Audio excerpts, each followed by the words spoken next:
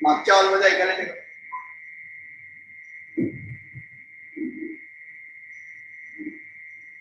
Hello.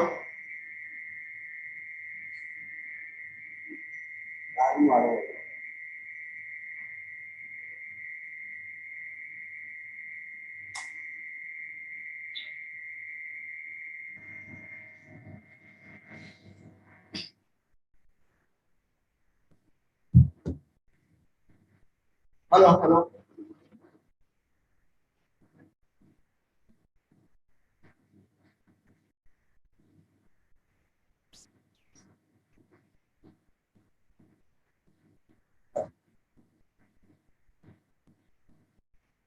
गुरुर्ब्रह्मा गुरुर्विष्णू गुरुर्देव महेश्वरा गुरु साक्षात परब्रह्म तस्मै श्री गुरवे नमः. कालचा जो आपला विषय चालू म्हणजे अगदी जन्मापासून आपण सुरुवात केली, त्याच्यानंतर जन्म म्हणजे काय, नेमकं त्यावेळेला काय होतं त्याचा आपण अभ्यास केला. पुढे ज्यावेळेला आपण सरकलो तर त्यावेळेला आपला हा जो देह आहे त्याची 19 माध्यम म्हणजे कोणती, 16 माध्यम कोणती याचा अभ्यास केला. त्याच्यानंतर माझा अभ्यास पूर्ण झाला तर शेवटचा जो भाग होता तो कर्म, आणि कर्म आपण अर्धवट ठेवू तो विषय आज आपण त्याला पूर्ण करणार. तत्पूर्वी नाईक काकांनी जो अभ्यास आपल्या बरोबर केलाय तो म्हणजे काय, तर वेगवेगळ्या प्रकारचे ऋणानुबंधानंतर विमोचन, त्याच्यानंतर मग दीक्षा, आणि एक वेगळा विषय होता तो म्हणजे परलोकातील जीवन कसं असेल कारण आपण केल्यानंतर. आता हे सगळे विषय जरा को रिलेटेडच आहेत. आता त्या शेवटच्या विषयाकडे आपण वळत आहोत आणि समाप्तीकडे, म्हणजे शेवट आपल्याला कम्प्लीट करायचे. तत्पूर्वी काल आपण जे काही कर्माचं पाहिलं होतं ते आपण पटकन रिव्हिजन करूया, म्हणजे त्याला आपल्याला पुढे जोडून हा विषय घेतो. तर आपण काय म्हटलं, कर्म कसं घडतं, तर पहिल्यांदा आपण अजाणपणे कोणती तरी क्रिया करतो, आणि क्रिया केल्यानंतर ती जी क्रिया असते ती कशी असते, तर एक तर वागण्याची क्रिया असते, किंवा आपण बोलण्याची क्रिया असते, किंवा विचारांची क्रिया असते. काल शेवटचा वेळ होता त्यामुळे मी थोडं घाई केलं, मी आज जरा जास्त स्पष्टपणे परत एकदा सांगतो, कारण हा कन्सेप्ट एक क्लिअरली आपल्याला समजणं आवश्यक. तर आपण काहीतरी वागतो, किंवा आपण काहीतरी बोलतो, किंवा आपण काहीतरी विचार करतो, या कोणत्याही गोष्टी क्रिया घडते. त्याच्यामध्ये फक्त अजाणपणे म्हणजे काय, तर काया वाचा आणि मन याच्यापैकी कोणत्या तरी एकच गोष्ट असते, तिन्ही गोष्टी नसतात. म्हणजे काहीतरी मी आता असं काल उदाहरण दिलं होतं, मी असा असा पाय करतो, ते इथे मी काय माझी बुद्धी वगैरे काय वापरत नाही, मी फक्त पायाने म्हणजे असं पायाने करतोय, म्हणजे मी त्याप्रमाणे वागतोय. मी काय विचार केलाय का त्याच्यावरती नाही, मी काय ते बोलतोय का नाही, म्हणजे अजाणपणे ही क्रिया करतो. पण त्याच्यामुळे काय होतं, काहीतरी कार्य घडतं. कार्य घडतं म्हणजे काय, एक तर काही आपण समजा वागत असतो तर कृती घडते, आपण समजा बोलत असो तर संवाद घडतो, आणि समजा आपण विचाराने आपण करतो तर काहीतरी आपली इच्छा वगैरे अपेक्षा कथाने करत होतात. आणि मग कार्य झाल्यानंतर, प्रत्येक क्रियेच्या मागे कार्य झाल्यानंतर मग त्याच्या मागचं कारण समजतं, म्हणजे त्या क्रियेमागचा अर्थ समजतो. काल मी तुम्हाला उदाहरण दिलं, त्यामध्ये पाय आपण असं असं करतो, आणि एवढ्या समजा कोणतरी येतो आणि समजा तो पडला, तेव्हा मला कळतं अरे नुसतं असं पायामध्ये टाकल्यानंतर कोणतरी पडू शकतो, तेवढं मला पहिल्यांदा कळतं, म्हणजे तो विषय माझ्या डोक्यामध्ये जातो. तसंच बोलण्याच्या बाबतीत आहे. आपण ज्यावेळेला कोणाकडे काहीतरी संवाद साधत असतो, आपण काही जाणीवपूर्वक काहीतरी करत नाही, परंतु जेव्हा आपण त्याच्याकडे संवाद साधतो, बोलतो, त्यावेळेला त्या बोलण्यातून, त्या संवादातून आपल्याला काहीतरी कळतं, अरे याच्यापासून आपल्याला हे निष्पन्न होऊ शकतं, आपल्याला ही माहिती मिळू शकते. म्हणजे याचा अर्थ काय, ते जे बोलण्यामागचं जे कारण आहे ते आपल्याला अवगत होतं. विचारांच्या बाबतीत सुद्धा आपण विचार करत असतो, कारण की आपण काही करत नाही, फक्त विचार करतो. आणि त्या विचारामध्ये काही कार्य घडत असतं. आणि म्हणजे काय की असं करूया तसं करूया अमुक करूया तमुक करूया, त्याच्यानंतर कळलं नाही नाही तसं केलं तर असं होईल. म्हणजे त्याच्या मागचं जे कम्प्लीट कारण आहे ते आपल्या डोळ्यासमोर येतं. त्यामुळे क्रिया जेव्हा आपण म्हणतो किंवा कर्म जे आपण म्हणतो ते कर्म एकतर आपण वागण्याने करतो किंवा बोलण्याने करतो किंवा विचाराने करतो. आता ही विषय धारणा झाली. विषय धारणा म्हणजे आता अर्थ काय की बाबा कळलं की असं असं केलं की असं होतं.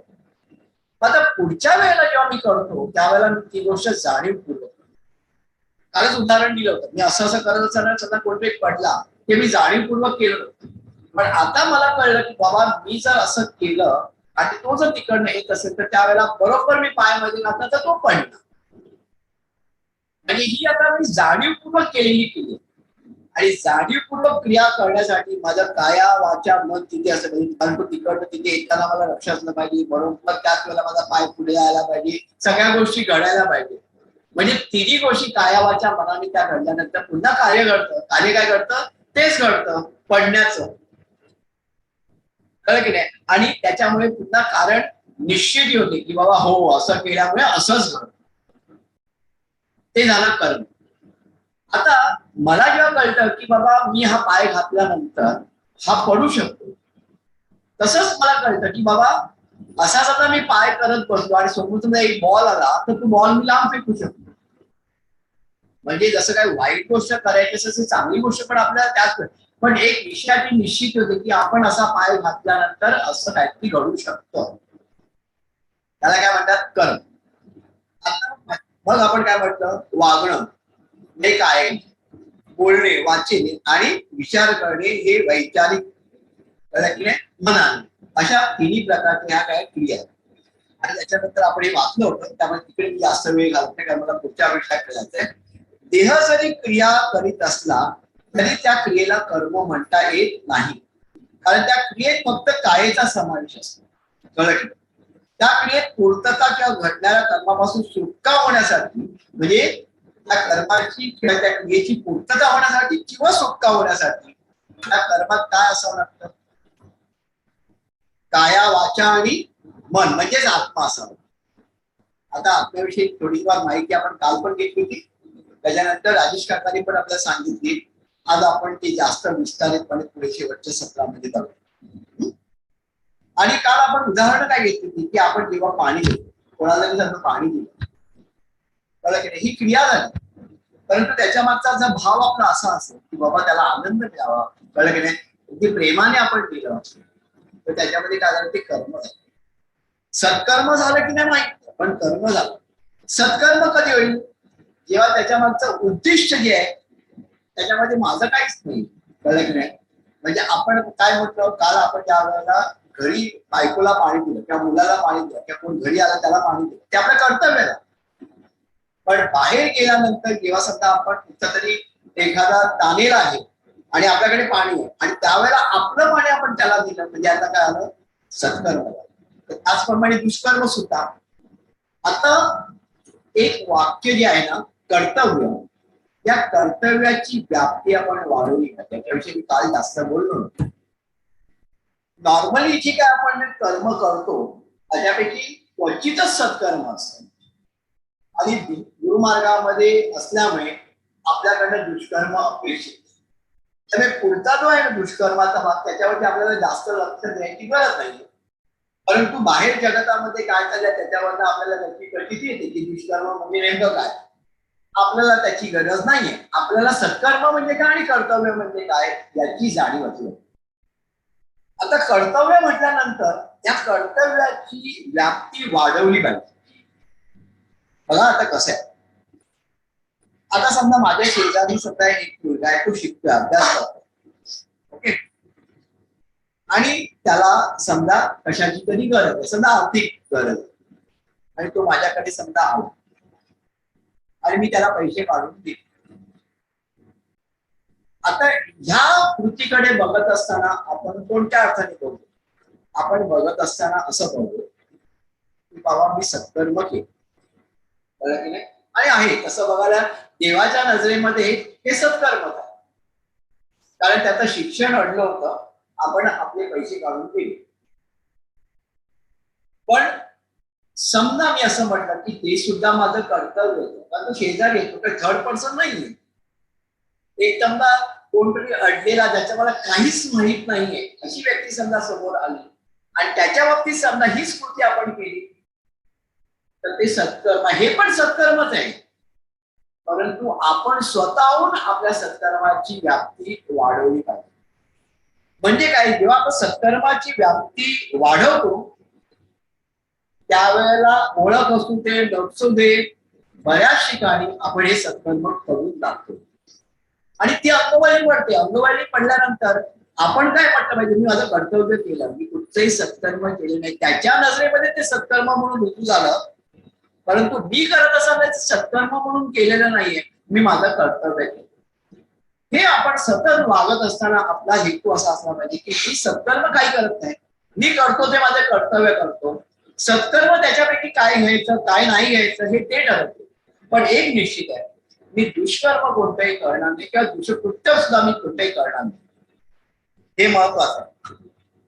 आता ज्या वेळेला आपण असं म्हणतो की सत्कृत्य, हे पण मी काल जास्त डिस्कस केलं होतं कारण मला तो पुढचा विषय घ्यायचा होता. सत्कृत्य, सत्कार्य, दुष्कृत्य, दुष्कर्म, हे दुष्कार्य. आता सत्कृत्य, सत्कार्य, सत्कर्म हे तिन्ही शब्द वापरण्यात येतात. तर नेमकं सत्कृत्य म्हणजे ज्या वेळेला आपण एखाद्या व्यक्तीच्या बाबतीत कोणती चांगली गोष्ट करतो ना, कर्तव्य सोडून ना, त्यावेळेला ते सत्कृत्य होतं. परंतु समजा तीच गोष्ट बऱ्याच लोकांच्या बाबतीत आपण केली तर ते काय होतं, सत्कार्य. म्हणजे समजा साधं उदाहरण आपण घेऊया की आपण समजा पुस्तकं कोणाला डोनेट करतो, तर एखाद्या मुलाला समजा आपण एक पुस्तक काढून दिलं, ते सत्कर्म म्हणू नका, पण ते काय झालं, सत्कृत्य झालं नाही का, चांगलं कृत्य झालं की नाही आपल्याकडनं.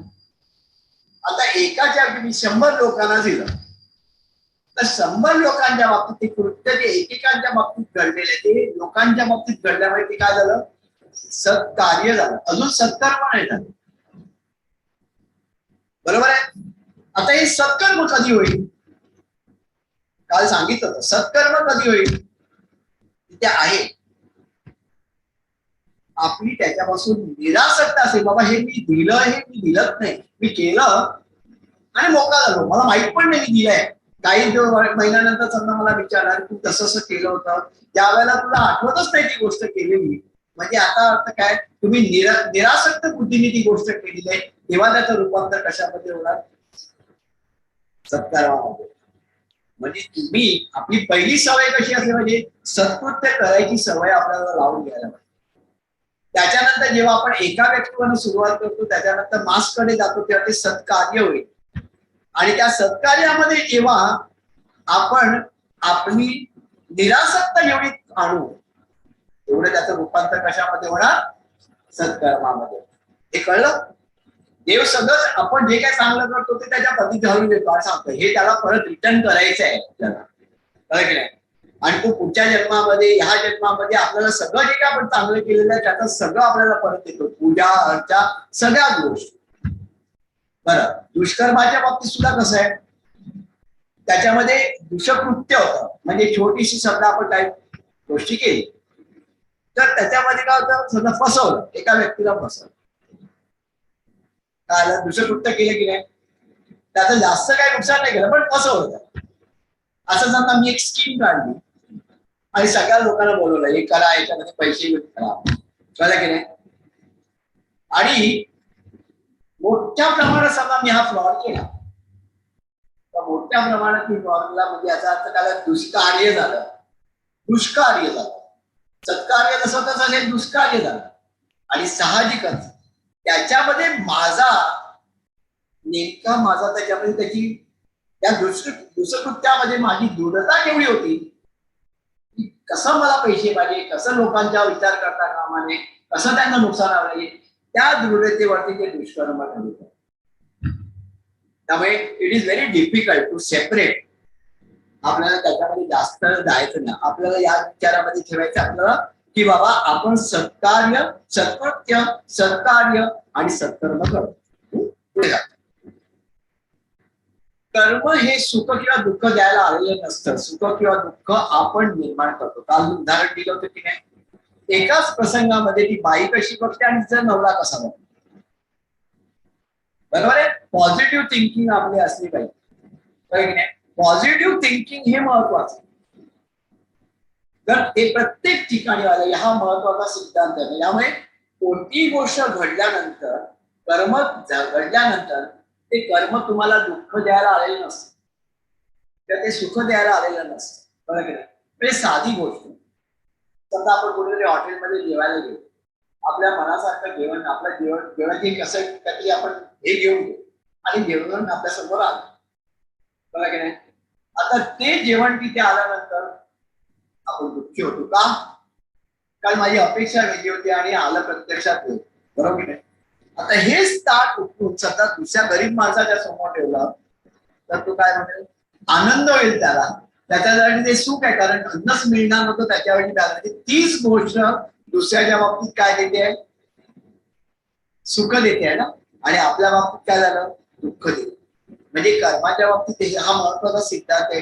कर्म हे कधीही आपल्याला दुःख द्यायला किंवा सुख द्यायला आलेलं नसतं. हे अतिशय महत्वाचं वाक्य आहे दादा. त्याच्यावरती विचार करण्यासारखं आहे. का? तर प्रत्येक वेळेला जेव्हा आपल्या आयुष्यामध्ये एखादी गोष्ट घडल्यानंतर पहिल्यांदा आपण दोष कोणाला देतो? कर्माला देतो. बरोबर की नाही. तर कर्माला दोष देण्यापूर्वी आपण विचार करायचा की याच्यातून काहीतरी चांगलं निष्पन्न होणं शक्य आहे का? आणि बऱ्याच वेळेला आपल्याला दिसून येतं की अरे त्यावेळेला वाटतं क्षणिक, कळलं की नाही, पण त्याच्यामधनं नंतर चांगलंच बाहेर निघतं. त्यामुळे आपण त्याला कधीही दोष देता कामा. आणि हे पण आपण म्हटलंय, कर्म केल्यावरती फळ हे मिळणारच, म्हणजे त्या कर्मातच अंतर्भूत असतं. म्हणजे जसं पेरू तसं आपल्याला त्याच्यानंतर मिळतं. ओके. आणि मग काल आपण एक उदाहरण दिलं होतं की काय, की कर्म केल्यानंतर त्याला क्रिया असते. बरोबर. कर्म म्हणजे क्रिया, ऍक्शन येते. बरोबर की नाही. आणि फळ म्हणजे काय? त्याची रिॲक्शन. आता आपण ज्यावेळेला म्हणतो महाभारत घडलं, रामायण घडलं, तर त्याच्यामध्ये पहिल्यांदा काहीतरी क्रिया होत्या आणि त्याच्यानंतर त्या प्रतिक्रिया. आपण विचार केला, आपण समजा चांगले विचार मांडले तर लोकांकडे चांगल्या प्रतिक्रिया येणार, साहजिकच आहे. आता समजा मी विचार वाईट मानले, वाईट विचार मानले, म्हणजे विकार मी समजा निर्माण केला, तर काय होणार? प्रतिक्रियाही तशी उलट करणार. म्हणजे every action has an equal and opposite काय रिॲक्शन. हे आपण काल पण बघितलं. पुढे जाऊ. आता काही कर्मांचं फळ लगेच मिळतं आणि काही कर्मांचं फळ काही काळानंतर. त्याचं फळ ताबडतोब मिळतं, त्याला आपण काय म्हणतो? क्रियामान कर. आणि जे सावकाश मिळतं त्याला काय म्हणतात? संचित फळ. आता आपण काल उदाहरणं दिली होती की समजा आपण एखादा कोणतरी भुकेला आहे, कळलं की, आणि त्या भुकेला माणसाला जेवण दिलं. त्या बऱ्याच लोकांना असं सतत देत राहिलं, म्हणजे याचा अर्थ हे क्रियामान करणं, याचं तुम्हाला फळ ताबडतोब मिळणार जेव्हा आवश्यक असेल तेव्हा, याच आयुष्यामध्ये. ओके. आता समजा एखादं त्या कोणाला तरी आपण म्हटलं, समजा आपल्याला कळणार की आपण खून केलं, जाणीवपूर्वक केला, हे दुष्कृत्य झालं, दुष्कर्म झालं, तर त्याच्यावरती अवलंबून सगळ्या लोकांच्या हा आपल्याला लागणार नाही, कळलं की नाही. तर त्यामुळे त्याचं फळ सुद्धा ताबडतोब मिळणार. आता आपण कर्मांच्या बाबतीत, दुष्कर्मांच्या बाबतीत बोललो, आपण सत्कर्मांच्या बाबतीत बोललो, पण काल मी तुम्हाला उदाहरण मी कसं ना कर्तव्याचं उदाहरण दिलं. आता कर्तव्य म्हणजे काय? समजा मी पैसे कमवून घरी आणले, याच्यामध्ये मोठं काय,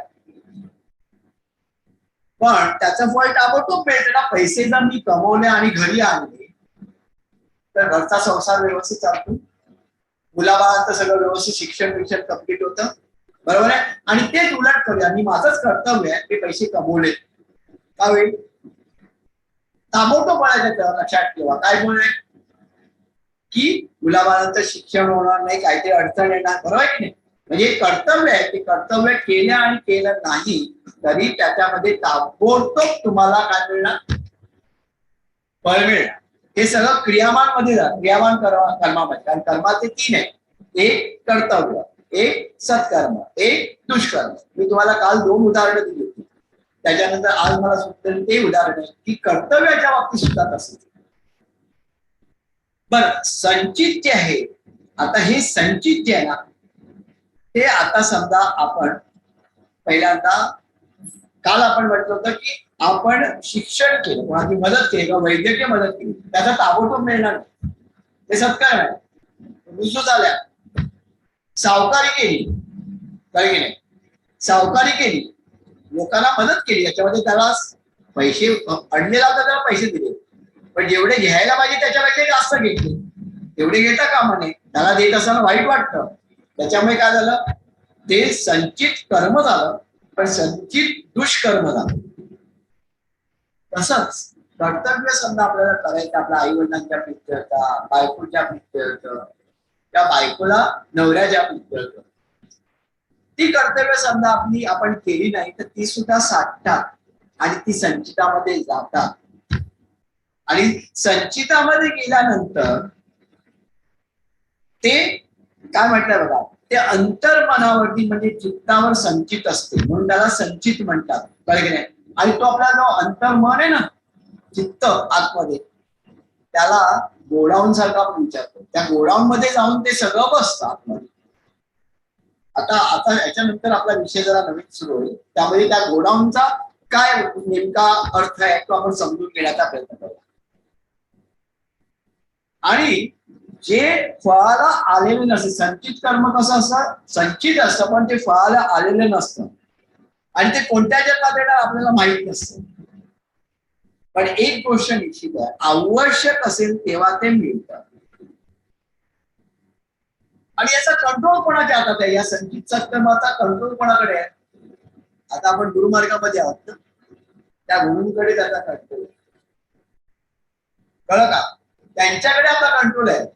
म्हणजे मागच्या जन्मामध्ये मी निश्चितपणे काहीतरी चांगलं केलं म्हणून त्यांची भेट झाली, आपण प्रत्येक वेळेला म्हटलं. पण आता समजा मला गाडी घ्यायची, तर मला जर गाडी घ्यायची असेल तर ते आपण विचार होत्या त्यावेळेला ते सांगतात नाही आता घ्यायची नाही, बरं की नाही, तुम्हाला 2 महिन्यानंतर घ्या, 3 महिन्यानंतर घ्या, त्याच्या हातात आता घ्यायचीच नाही, विचारच नका. आपल्या मनामध्ये पुन्हा पुन्हा खटकत असा, एवढे पैसे बँकेमध्ये पडलेले आहेत, मी सहज गाडी घेऊ शकतो, पण त्यांनी सांगितलेलं असं घ्यायचं नाही. का घ्यायचं नाही, तर त्याच्यामागे काहीतरी हेतू असतो.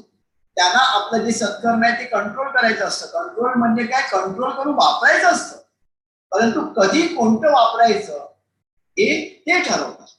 म्हणजे उद्या समजा घरामध्ये असा एखादा प्रसंग येणार असेल की ज्यावेळेला मला माझे ते पैसे वापरावे लागतील, कोणतरी आजार पडणार असेल, ऍक्सिडेंट होणार असेल, घर खाली येणार असेल, आपल्याला काय माहितीये काय होणार आहे, आणि त्यावेळेला जर ते पैसे मला लागणार असेल तर त्यांना माहितीये, मला नाही माहितीये.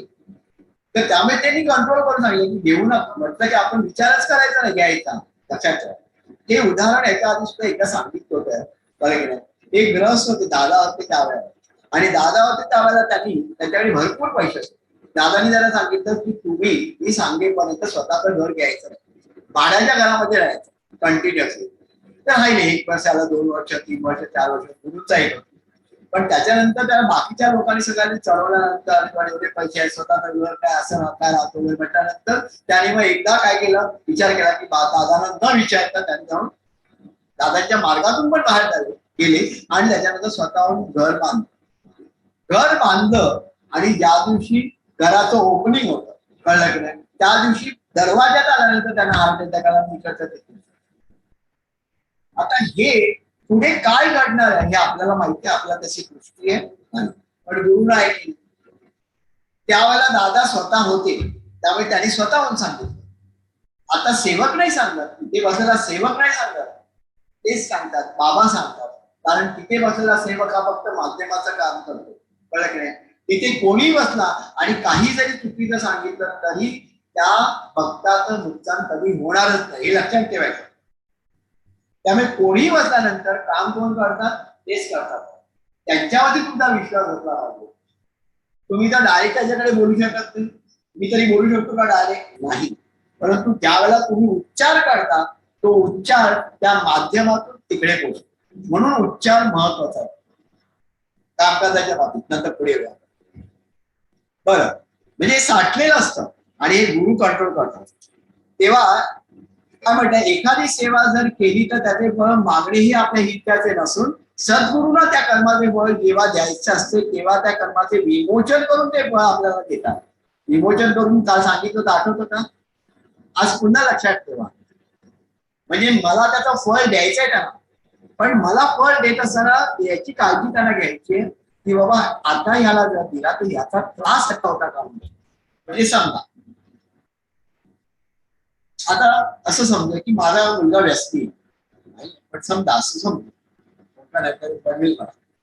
पण तर समजा आणि ह्या अशा परिस्थितीमध्ये एखाद्या मुलगा व्यस्ती आहे आणि त्या वडिलांच्याकडे 5 लाख रुपये कशी तरी येणार असते आणि गुरुने ते काही कंट्रोल केले नाही, झालं की नाही, आले पैसे, काय होईल?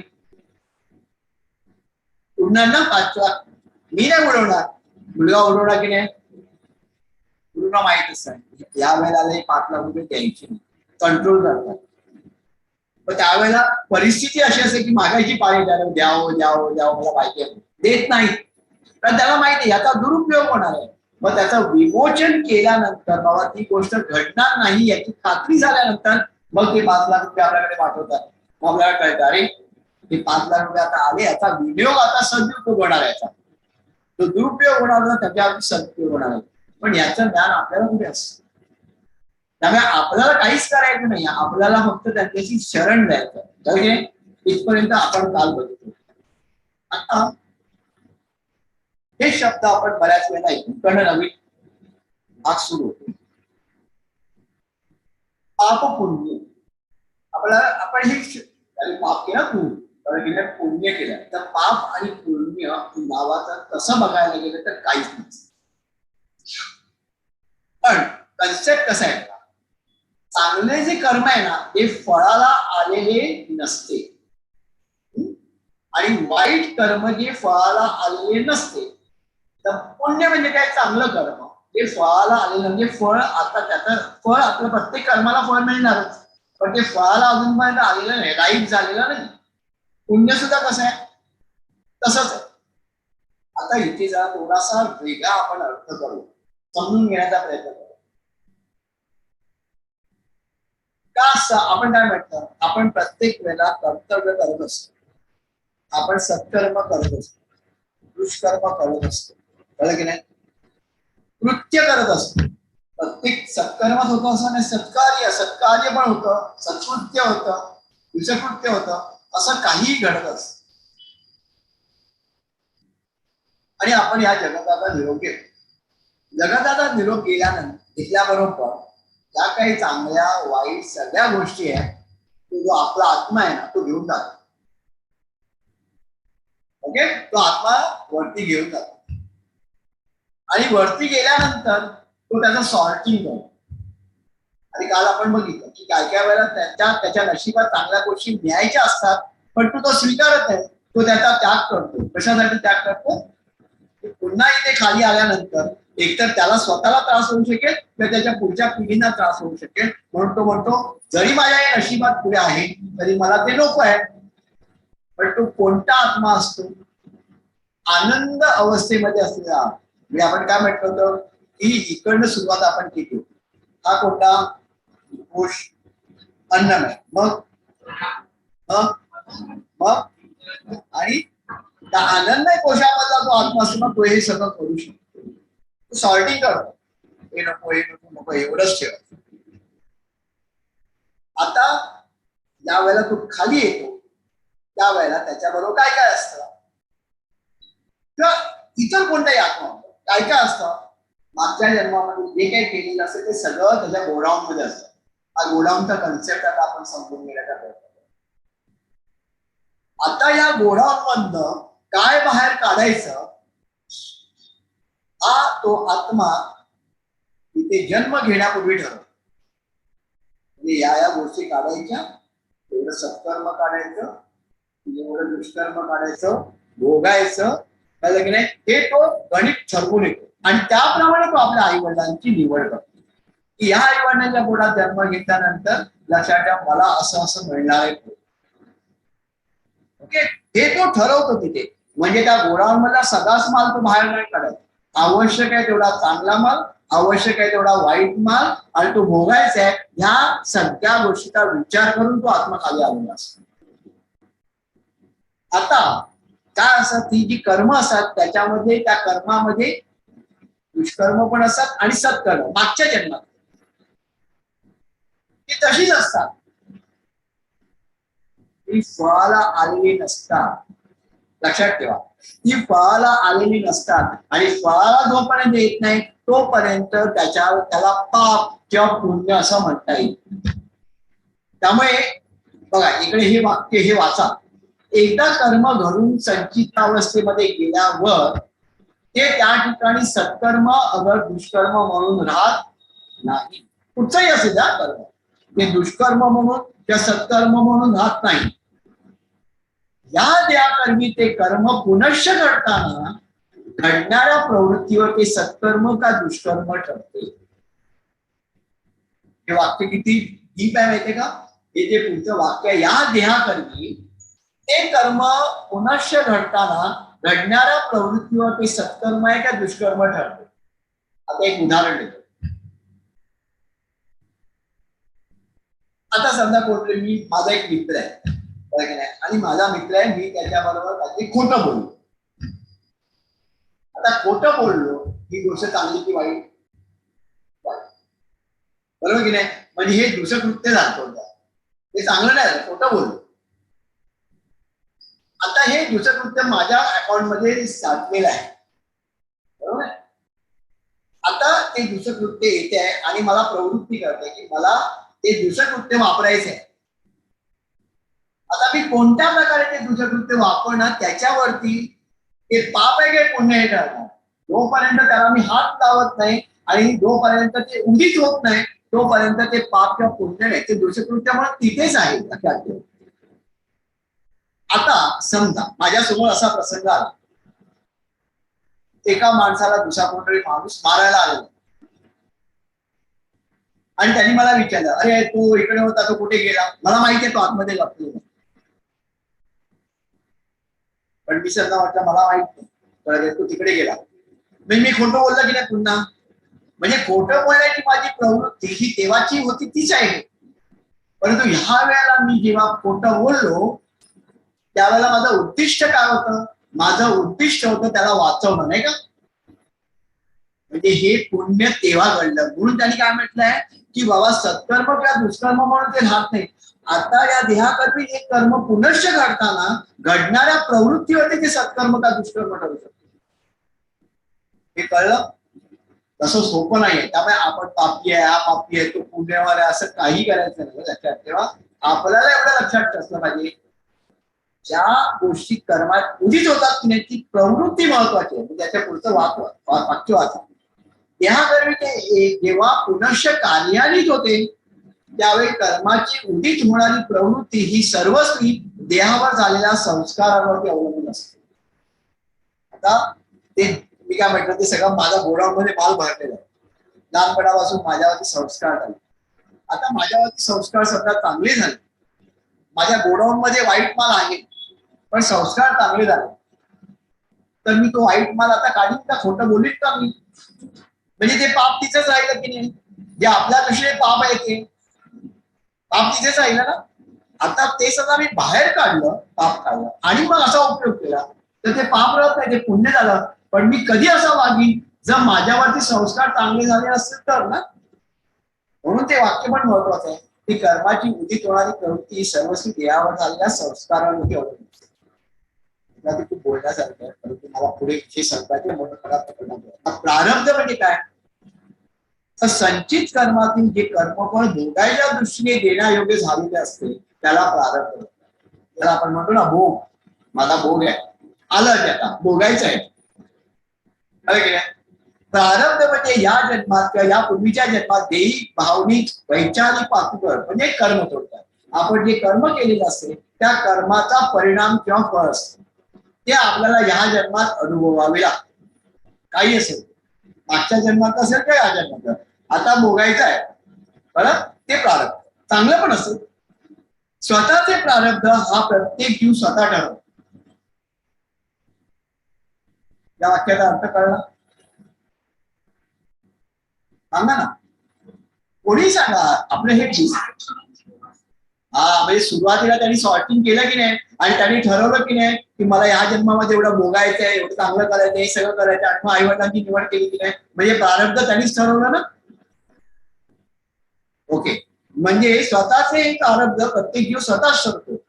पुढील जन्म घेण्या अगोदर प्रत्येक जीव कुठल्या कर्माची फळे पुढील जन्मात भोगायची ते स्वतः ठरवतो. की पुढच्या वेळेला गेल्यानंतर कळलं की नाही मला या गोष्टी भोगायच्या, कळलं का. त्याप्रमाणे तो जीव त्याच्या कर्मास योग्य ते आई वडील, इतर नातेवाईक, मित्रमंडळ इत्यादी निवड. आता जास्त क्लॅरिटी यायला लागली आपल्याला. अजून जेव्हा तुम्ही स्वतंत्रपणे विचार कराल याच्यावरती तुम्हाला अजून जास्त क्लॅरिटी येईल. पण आपण काय करतो तर आतापर्यंत एकच गोष्ट, अरे मला कर्मात नाही, यायला दोष दे, त्याला दोष दे, कळलं की नाही. आपल्या ह्याच्यासाठी कोणी दुसरं जबाबदार नसतं, आपणच असतं. आणि ती जी कर्म आपण एक तर ह्या जन्मामध्ये केलेली असते किंवा मागच्या अनेक जन्मांची असते. पुढे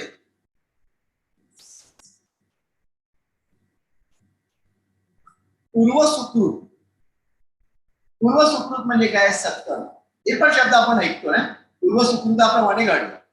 तर आपल्याला हा जन्म सत्कर्म किंवा पूर्वसुकृतामुळे मिळाला. पूर्वसुकृत म्हणजे सत्कर्म असे आपण म्हणतो, त्यामुळे आपल्याला जन्म मिळाला. आपल्याला ज्या काही प्रेरणा होत असतात त्या पूर्वसुकृतामुळेच होतात. म्हणजे बघा, सकाळी लवकर उठून नोकरी वगैरे, शाळेत कॉलेजला जाणे, उत्तम अन्न खाणे, उत्तम कपडे घालणे, चांगलं जेवण करणे, या सगळ्या ज्या आपल्या स्फूर्ती येतात नाही, कशामुळे येतात, पूर्वसुकृतामुळे, म्हणजे त्या सत्कर्मांमुळे आपल्याला येत असतात. ओके, या ज्या काही चांगल्या इच्छा आपल्या हातात त्या जन्मजन्मांतरी सत्कर्मामुळेच किंवा पूर्व सुकृतामुळेच होतात. एखादा पदार्थ खाण्याची इच्छा आपल्या पूर्व सुकृतामुळेच होते. म्हणजे आज मला असं खावंसं वाटतं, पण अशी वासना नाही येते, खावंसं वाटतं प्रेमाने, आणि दुसऱ्याला पण द्यावंसं वाटतं. त्याच्या अर्थ काय, तुमचं सत्कर्म आहे ते, त्याच्यामुळेच आपल्याला त्याची जाण होते. परंतु जी वासना जी होते की नाही ती पातक प्रमादाने. जसे आपलं पूर्वसुकृत म्हणजे सत्कर्म आहे, तसं आपलं दुष्कर्म सुद्धा आहे, बरं की नाही. पातक प्रमाद आपल्याकडनं घडलेलं आहे, तर ती वासना निर्माण करते. म्हणजे कसं, आता समजा मी चाललोय पण मी चाललोय, माझ्या डोक्यामध्ये काही विचार नाही, आणि जात असताना बडाडवाड्याचा वास आला, हा मला जायचं असं कुठे मिश्रित आहे, पाय वळतात, 4-5 किलो खाल्ले, पाचक प्रमाद. त्यामुळे आत्मन कोण नुसा बोलत असो, कर कर कर कर.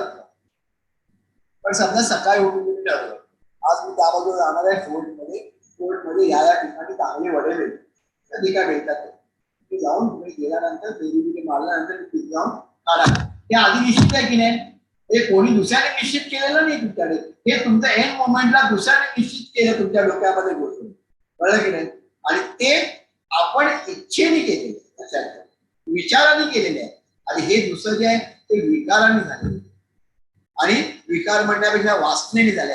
वासना आणि विकार हे दोघे एकमेकांच्या, विचार आणि इच्छा हे दोघे एकमेकांच्या. आणि मग जेव्हा आपण ती गोष्ट करतो त्या वेळेला लक्षात ठेवा ती तो वासना नाही, कारण ठरवून घेतो.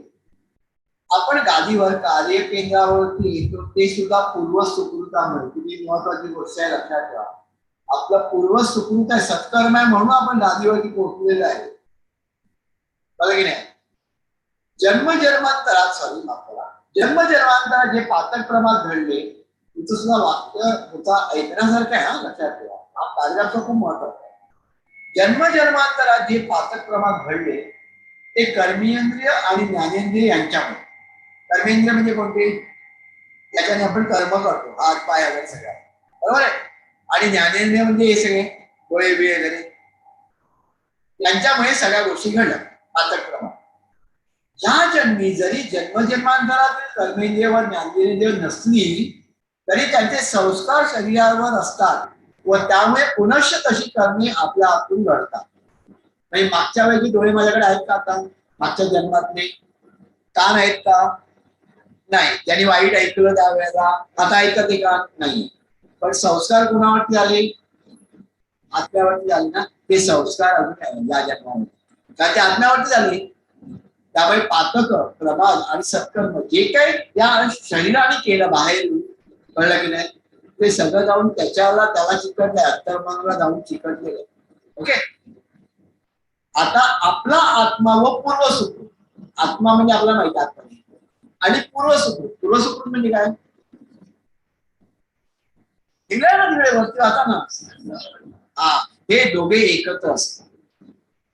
आत्मा सत्कर्माचा म्हणजे सत्कर्म आत्मा स्टोर्ड आहे ना, तो काहीतरी करायची त्याची इच्छा असल्यानंतर त्याला चांगलं सत्कर्म पाहिजे की त्याला आपण काय म्हटलं, कर्म नसेल तर आपण काय करू शकतो का, कर्म म्हणजे काय, करन्सी सारखं की नाही. आपल्याला समजा कोणती गोष्ट विकत घ्यायची असेल तर पैसे पाहिजे की नाही, तसं कर्म जर नसेल तर आपण करू शकतो नाही. आणि सत्कर्म जर नसेल तर आपण दुसऱ्याचं भलं करू शकतो नाही. तर आत्म्याला नेहमी दुसऱ्याचं भलं करायचं असतं, अजून सत्कर्म करायचं असतं, पण त्याला साथ कोणाची लागते, सत्कर्माची साथ लागते नाही का. आतमध्ये जोडीला असेल तर त्याचा उपयोग करून तो अजून करू शकतो. त्यामुळे ते दोघे एकत्र असतात व आपल्याला सुख देण्याचा प्रयत्न करायचा, म्हणजे चांगल्या पद्धतीने पुढे नेण्याचा प्रयत्न करायचा. अशा वेळेला काय होतं ते बघा, अशा वेळी जे पातक प्रमाद असतात ते त्या दोघांच्या मध्ये घुसतात. पातक प्रमाद पण आहे ना, त्यांना जर आपण वाव दिला या जन्मामध्ये तर तितकेच राहणार आहे. पण जर आपण चुकून त्यांना वाव दिला तर ते त्या दोघांच्या मध्ये घुसतात आणि ते दोघांच्या मध्ये घुसतात व त्यांच्यामधील अंतर वाढवतात व एकदा आत्मा पूर्वसुकृतापासून दूर गेला की ते पातक प्रमाद आपल्या कर्मेंद्रियावरती ज्ञानेंद्रियावरती पुनश्च तशी करण्यास भाग पाडतात आणि त्या मनुष्याचा नाश होतो. ऑपॉर्च्युनिटी देता कामा नये, अतिशय महत्वाचा भाग आहे. आणि या गोष्टी आपण अनुभवल्या, सगळं काय व्यवस्थित चाललं होतं, व्यवस्थित कुठेतरी मला मोह झाला आणि मी ही गोष्ट केली आणि ही गोष्ट केली, तेव्हापासून या सगळ्या गोष्टी घडल्या. असं आपल्यापैकी 10 पैकी 9 जणांचा आपला अनुभव असा, तोपर्यंत सगळं ठीक चाललं. पण दोष आपण कोणाला देतो, दुसऱ्याला, तिने करणी केली, हे केलं ते केलं, काही नाही, आपलंच आहे पातक. आपण तिथे बघितलं नाही, त्याच्यापासून आपण तिथे आकर्षित झालो आणि ती गोष्ट घडली. त्याला आतमध्ये यायला दिलं, आतमध्ये आल्यानंतर त्याने काय केलं, त्यांनी बरोबर विभक्त केलं, सत्कर्माला बाजूला टाकलं. तो सत्कर्माला आता विचारत नको, कळलं की नाही, आणि आत्म्यावरती ताबा घेता आणि पुन्हा या कर्मेंद्रिय आणि ज्ञानेंद्रियावरती ताबा घेता आणि सांगितलं हे कर, हे तसं कर, सगळ्या वाईट गोष्टी करायला लागला. आणि मग काय त्यांच्या लोकांमध्ये एवढी गॅप झाल्यानंतर काय होतं, कळलं का. त्यामुळे हे अतिशय महत्वाचं आहे. प्रारब्ध जे आहे ते कोण ठरवून येतं सांगा बघू, प्रत्येक आत्मा ठरवून येतो ना की मला हे भोगायचं या ते प्रारब्ध. आणि 5व्या किंवा 6व्या दिवशी कोणती पूजा आपण करतो, सटवाईची पूजा करतो जन्म झाल्यानंतर, त्यावेळेला त्याच्यावरती शिक्कामोर्तब होतं. ठीक आहे, तू घेऊन आलेला त्याला शिक्कामोर्तब ती सटवाई करते की हे प्रारब्ध तुला भोगायचं. त्यामुळे जरी आपण ठरवून आलो आणि ती 5वी 6वी पूजा आपण केली नाही तर तेवढं फळ आपल्या पूजा आयुष्यामध्ये मिळेल का, नाही मिळेल. म्हणून ती 5वी आणि 6वीची पूजा सुद्धा काय तितकीच महत्वाची. आता या गोष्टीचं ज्ञान आम्हाला देखील होतं, या काही गोष्टी जेव्हा आता तुमच्याबरोबर अभ्यास करायचा म्हणून मी ठरवल्यानंतर लक्षात दादा सुचवतात आहे किंवा हे असं असं आहे. काही आम्हाला पण माहित असतं, म्हणजे असं समजू नका की बाबा इथे बसलेली व्यक्ती त्याला सगळं काय माहित असतं.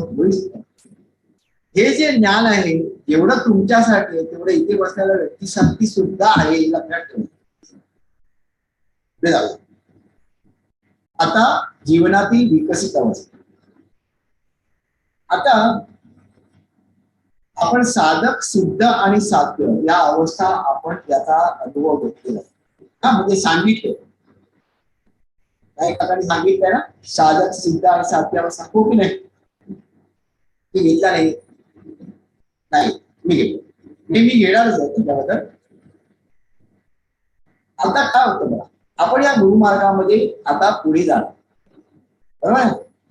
आता आपण सगळेजण पहिल्या अवस्थेमध्ये म्हणजे शून्य अवस्थेमधून आपण सुरुवात करू. गुरुमार्गाला आपली सुरुवात आहे साधक अवस्थेमध्ये. हळूहळू पुढे गेल्यानंतर साधक म्हणून आपण सिद्धला जाणार. सिद्ध तू पुढे जाणार साध्य, आणि साध्य जेव्हा होईल तेव्हा प्रापंचिक जी अवस्था आहे ती पूर्ण होईल. हा, तेव्हा आपल्याला आकार आलेला.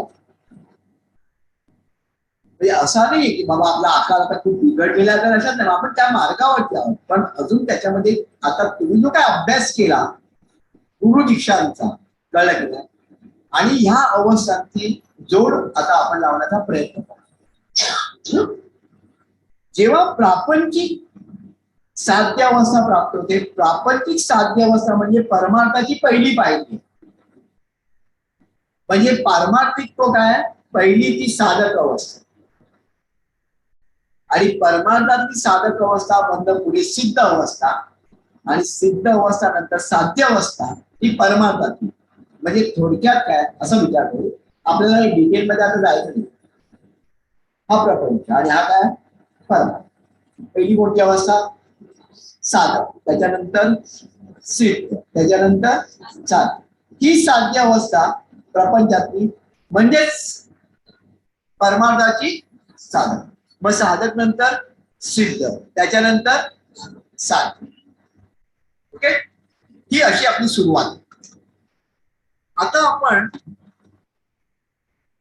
सिद्ध म्हणजे काय किंवा सिद्धी म्हणजे काय हे आपण समजून घेण्याचा प्रयत्न करूया, आणि साध्य म्हणजे काय समजून घेण्याचा प्रयत्न करूया. साधक सगळ्यांना समजतं की साधक म्हणजे काय, आपण उपासना करतो, कळलं की ते आपण सगळे साधक आहोत. पण एका पर्टिक्युलर लेवल पर्यंत पुढे गेल्यानंतर साधक अवस्थेमध्ये सिद्धी प्राप्त होते, आणि त्याच्यानंतर पुढे गेल्यानंतर साध्य अवस्था प्राप्त होते. ओके, आता नेमकी सिद्धी म्हणजे काय आणि त्याच्यानंतर साध्य म्हणजे काय. आता जेव्हा आपण सिद्धीचा विचार करतो, दोन, एक म्हणजे प्रापंचिक आणि एक म्हणजे अध्यात्म. आध्यात्मिक आपण बाजूला ठेवूया, पहिल्यांदा आपण प्रापंचिक सिद्धी म्हणजे काय समजून घ्या. आता आपल्याला माहिती आहे की आपण काया वाचा आणि मन अशा तीन आपल्या असतात, काया वाचा आणि मन. बऱ्याच वेळेला जेव्हा आपण बाहेर जातो तर त्यावेळेला एखादा साधक आपल्याला सांगतो आणि तू सांगतो की तुझा हे सगळं असं असं कर, तुला हा जो प्रश्न आहे तो प्रश्न, आणि तसं होतं. समजून घेण्याचा प्रयत्न करा किती डेप्थ आहे, दादा कुठे होते, आपला मार्ग कुठे आहे, याचं तुम्हाला याच्यावर कल्पना आहे. जास्त थंडी वाजते, पंक्ती बंद करा. ऐका, तर काया वाचा आणि मन. आता लक्ष द्या, कोणाला तरी वाचा सिद्धी असते, कोणाला विचारांची सिद्धी असते, कोणाला स्पर्शाची सिद्धी असते. म्हणजे काय काय जण त्या पंक्ती म्हणतात, काय काय जणांना नुसतं स्पर्श आशीर्वाद देतात, संवेदना देतात, त्याच्यानी बरं वाटतं.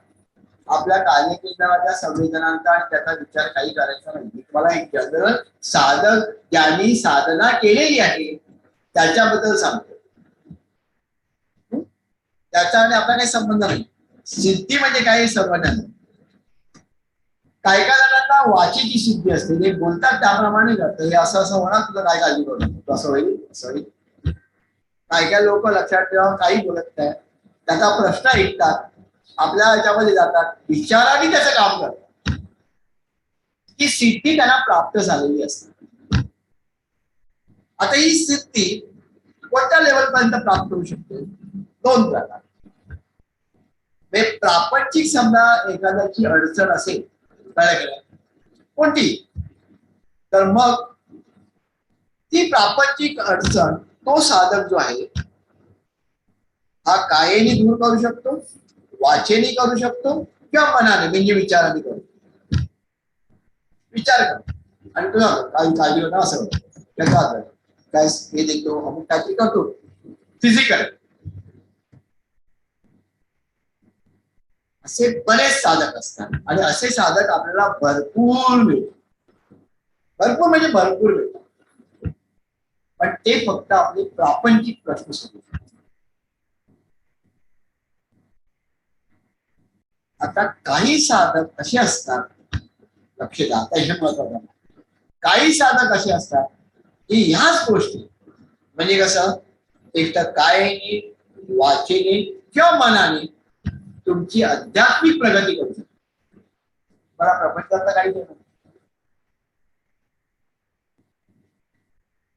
तुम्हाला काय देणार, कशामध्ये देणार? अध्यात्मामध्ये तुम्हाला समजा काय हवं असेल तर अध्यात्मामध्ये तुमचं जे काय प्रश्न असतील ना तेच होईल. असे साधक म्हणजे कोण? असे साधक म्हणजे गुरु. हे खरे गुरु आहे. कारण त्यांची तपश्चर्या त्या लेवलची आहे, लक्षात ठेवा. दुसऱ्यामध्ये अध्यात्म, त्याच्यामध्ये दुसऱ्यामध्ये अध्यात्म रुजवायचं फक्त बोलण्याने किंवा विचाराने किंवा स्पर्शाने हे रुजवायचं म्हणजे साधी गोष्ट नाहीये. आणि हे गुरुला शक्य आहे. तर आता आपण जेव्हा साधक सिद्ध साध्य तिथे बघतो आणि इथे साधक सिद्ध साध्य बघतो ना, याच्यामध्ये पहिल्यांदा कळलं पाहिजे याच्या जवळपास आपण कुठे नाहीच आहे, आपण तिथेच नाहीये लक्षात ठेवा. आपली पोझिशन कुठे आहे माहितीये का? शून्य आणि साधकाच्या मध्ये. आपण सगळे साधक अवस्थेमध्ये आहोत, पुढे सिद्ध बिद्ध काहीच नाही. परंतु हा असा प्रवास मनुष्याच्या बाबतीत शक्य आहे असं दादानी सांगून ठेवलं की आपण असं जाऊ शकतो. ह्याच जन्मामध्ये जाऊ असं नाही, पुढच्या जन्मामध्ये त्याच्या पुढच्या जन्मामध्ये आपल्याला माहित नाही, पण हे शक्य आहे असं. आणि असे आपल्याला काही लोक दिसतात सुद्धा समाजामध्ये, अरे जे काहीतरी वेगळेच असतात, त्याला कळतं की हे काहीतरी वेगळं प्रकरण आहे, कारण ते त्या अवस्थेमध्ये पोहोचलेले असतात. आता ही झाली सिद्धी. आता सिद्धीमध्ये सुद्धा पुढची जी अवस्था ती साधना. आता साधकामध्ये काय होतं? काहीच नाही. सिद्धीमध्ये काय झालं? काया, वाचा आणि मन म्हणजे एकतर स्पर्शाने, बोलण्याने, विचाराने करू शकतात नाही का? एक एक कशावरती तरी त्यांना कंट्रोल असतो. आता लक्षात घ्या, ज्या वेळेला या तिन्हीवरती कंट्रोल येतो ना, म्हणजे कायेवरती, स्पर्शाने, बोलण्यावरती सुद्धा आणि त्याच्यानंतर विचारांवरती जेव्हा कंट्रोल येतो की नाही, ती साध्य अवस्था. एकच जर असेल तर सिद्धी किंवा सिद्ध अवस्था, आणि तिन्ही जर असतील तर ती काय? साध्य अवस्था. कळलं का? त्या अवस्थेला दादा. आणि ज्या वेळेला त्या अवस्थेला व्यक्ती पोचते त्यावेळेला ती व्यक्ती स्पिरिच्युअल हिलिंग, त्याच्यानंतर ट्रान्स, ऑटोमॅटिक असे बरेच प्रकार आहे दादाने सांगितलेले आहेत. जास्तही नाही करत, त्या सगळ्या गोष्टी ते करू शकते. क्लिअर ऑडियन्स त्याला दिसतं, क्लिअर कट ऐकायला येतं, क्लिअर कट कळतं त्याला सगळ्या गोष्टी. त्या अवस्थेला साध्य अवस्था. दादा दादा लक्षात ठेवा, त्या तिथे त्या अवस्थेला पोहोचतो, परमार्थामध्ये साध्य अवस्थेला पोहोचतो. आणि आपण कुठे आहोत? शून्य. अजून आपल्याला आकार यायचा आहे आणि त्याच्यानंतर पुढे गेल्यानंतर साकार होणार आहे, त्याच्यानंतर काय? पुढे निराकार. आता दादा तिथे साध्य अवस्थेला पोहोचलेले का ऑलरेडी? आता एका दिवसात जन्मामध्ये येणार, अजून त्यांचं काम करायचं ते करणार, कळलं की नाही? आणि त्याच्यानंतर ते निराकार अवस्थेला जाणार. म्हणजे जेव्हा आपल्याला ज्या दीक्षा दिल्या, किती दीक्षा दिली काकांनी सांगितलं ना तुम्हाला, किती दीक्षा दिली? पहिली कोणती दीक्षा दिली? सर्वात आधी उपासना, त्याच्यानंतर नामस्मरण, त्याच्यानंतर अनुग्रह, त्याच्यानंतर गुरु दीक्षा, व्हेरी गुड, त्याच्यानंतर कारण दीक्षा, त्याच्यानंतर बरोबर आहे. आता त्याच्यापैकी आपले गुरु आपल्याला किती दीक्षा देणार आहे? त्या आपल्या गुरुंकडनं आपल्याला किती दीक्षा प्राप्त होणार आहे? परत घेऊया ना, ह्या गोष्टी क्लिअर व्हायला पाहिजे. जेव्हा आपण हा विचार करू त्याच वेळेला नंतर आपल्याला निवेदन की अरे आपलं जीवन जे आहे किंवा आपण जे का आहोत ते आलतू नाही आहोत, आपण स्वतःलाच ठरवतोय. पण आपल्याला काय प्राप्त होणार आहे याचा विचारच नाहीये. आपण बाकीच्या सारखं हा आला तो गेला, आज मजा करायची, हे करायचं ते करायचं, ह्या सुंदर गोष्टीमध्ये आपण अडकलेलो आहे. त्या गोष्टी बाजूला ठेवा आणि बघा ना, त्या गोष्टी आपोआप ते सांभाळतात की नाही. आपण फक्त बाकीच्या गोष्टीमध्ये नको असलेल्या गोष्टीमध्ये महत्व देतो. त्यांनी जे काय आपल्याला दिलेलं त्याच्याबद्दल महत्वच नसतं आपल्याला. म्हणजे आपलं तेवढं काम होईपर्यंत ते पाहिजे. काम झालेलं झालं की पुन्हा आपण आता प्रपंचामध्ये त्या गोष्टींमध्ये अडकतो. हे आता कुठेतरी सुटलं पाहिजे. त्यांच्यावरती विश्वास टाकायला सुटलं पाहिजे. फक्त आपला स्वार्थ, आपलाच फक्त बघा गोष्टी, हे जरा आता विसरलं पाहिजेच. नाहीतर हे फळ लिमिटेड असतं, हे लक्षात ठेवा. ही फळं लिमिटेड असतात. त्याच्यानंतर पुन्हा एकदा कर्म आघात करते आणि पुन्हा आपण बॅक टू स्क्वेअर वन होतो. हे लक्षात ठेवा. आणि प्रत्येक क्षणाला आपली ही परीक्षा असते. ते आता काय करतो बघूया, असं काम केलं ना, आता काय करतो बघूया. तर साधक अवस्था मधनं सिद्ध अवस्था, सिद्ध मधनं साध्य अवस्था, कळलं की नाही. आणि तिकडनं तिकडे आल्यानंतर तिकडनं सिद्ध आणि साध्य आणि त्याला. तर आपण दीक्षांबद्दल बोलत होतो. पहिली दीक्षा कोणती? कुठली? कशासाठी दिली? कायला. काय स्थिरा विज्ञान. सगळे पहिल्यांदा जेव्हा तुम्ही येत होता, तुम्ही म्हणजे मी म्हणा, लक्षात जेव्हा मी तुम्ही म्हणतो म्हणजे तुम्ही नाही, मी पण. आपण जेव्हा येत होता त्यावेळेला कधी एकदा आरती सांगते, कधी एकदा निघायचं, कळलं की नाही. प्रसाद ते काय बोलतात, अनाउन्समेंट करतात, मला लवकर घरी पोहोचायचं, असं असं होतं की नाही. चालेल. पण त्याच्यामध्ये बदल झाला. आता बसावं वाटतं. म्हणजे काया स्थिर राहू. म्हणजे याचा अर्थ काय? उपासना दीक्षा. पुढे नामस्मरण. ही कोणाला दिली? वाचेला. पहिल्यांदा आपण काय वाचेल ते बोलत होतो, आता सुद्धा बोलतो, पण त्या बोलण्यामागे काहीतरी एक विशिष्टता असते.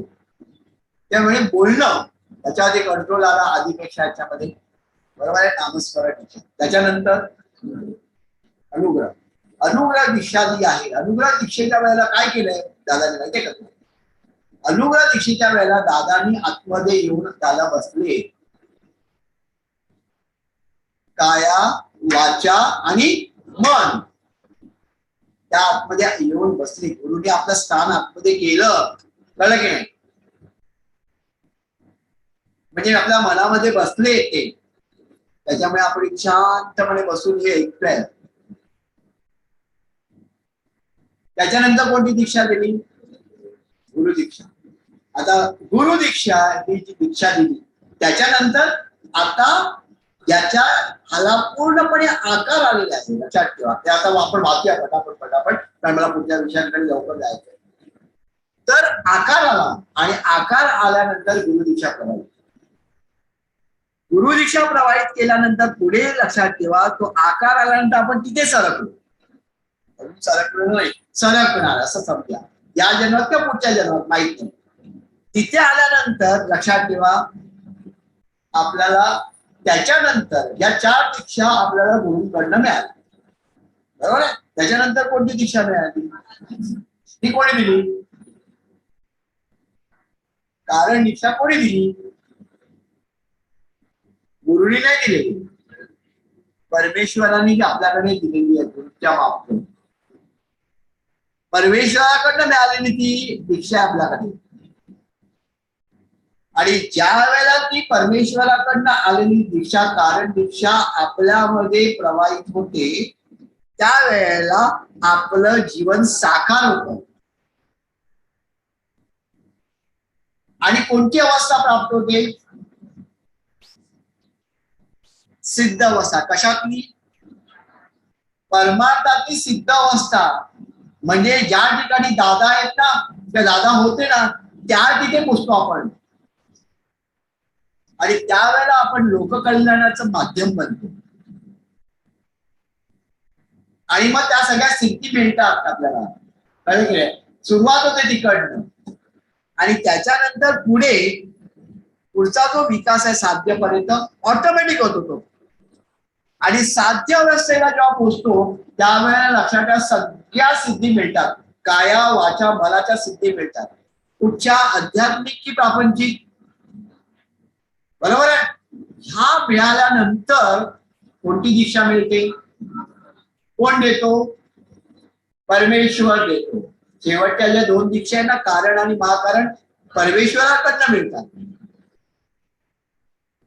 आणि महाकारण दीक्षा एकदा मिळाल्यानंतर मग तो कुठे जातो, तो त्याच मार्गावरती त्याच्याशी विलीन व्हायला लागतो. म्हणजे त्याच्याशी एकरूप व्हायला लागतो, परमेश्वराशी एकरूप व्हायला निघतो पुढे. आता तिथे सिद्धी अवस्था म्हणजे त्याच्या साध्य अवस्थेला पोहोचलेले आहे, त्याचा पुढचा मार्ग आहे त्यांना. आणि आपण तिथे आहोत झिरोला. पण दादानी काय सांगितलंय, तुम्ही हा सगळा प्रवास करणार आहात. या जन्मात होईल असं नाही, हरकत नाही ना, सुरुवात तर करूया आपण. समजून तर केलं पाहिजे नाही, हे समजत पण नव्हतं आपल्याला. पुढे जाऊया.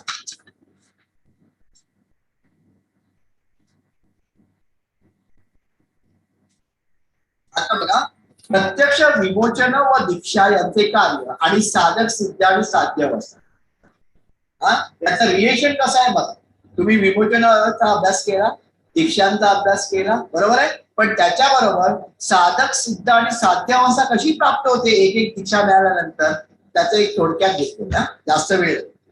सर्वात आपण जेव्हा इथे आलो त्यावेळेला कुलदेवतेच्या आपण सेवा केली, त्यावेळेला आपली अवस्था कशी होती. माझा खाली काय वाक्य आहे, कर्माधीन.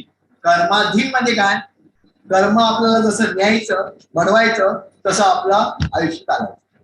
हे पाहिजे मिळणार नाही, ते पाहिजे मिळणार नाही, हे नुकसान होणार, अमुक सगळं जे काय आहे ना कर्माधीन अवस्था. मग आपल्याला कोणती दीक्षा दिली, उपासना. उपासना दीक्षा दिल्यानंतर आपण ते स्थिरावलो असं वाटतं नाही का. त्याच्यानंतर मग आपण काय केलं, कर्मविमोचन आणि ऋणमोचन केलं.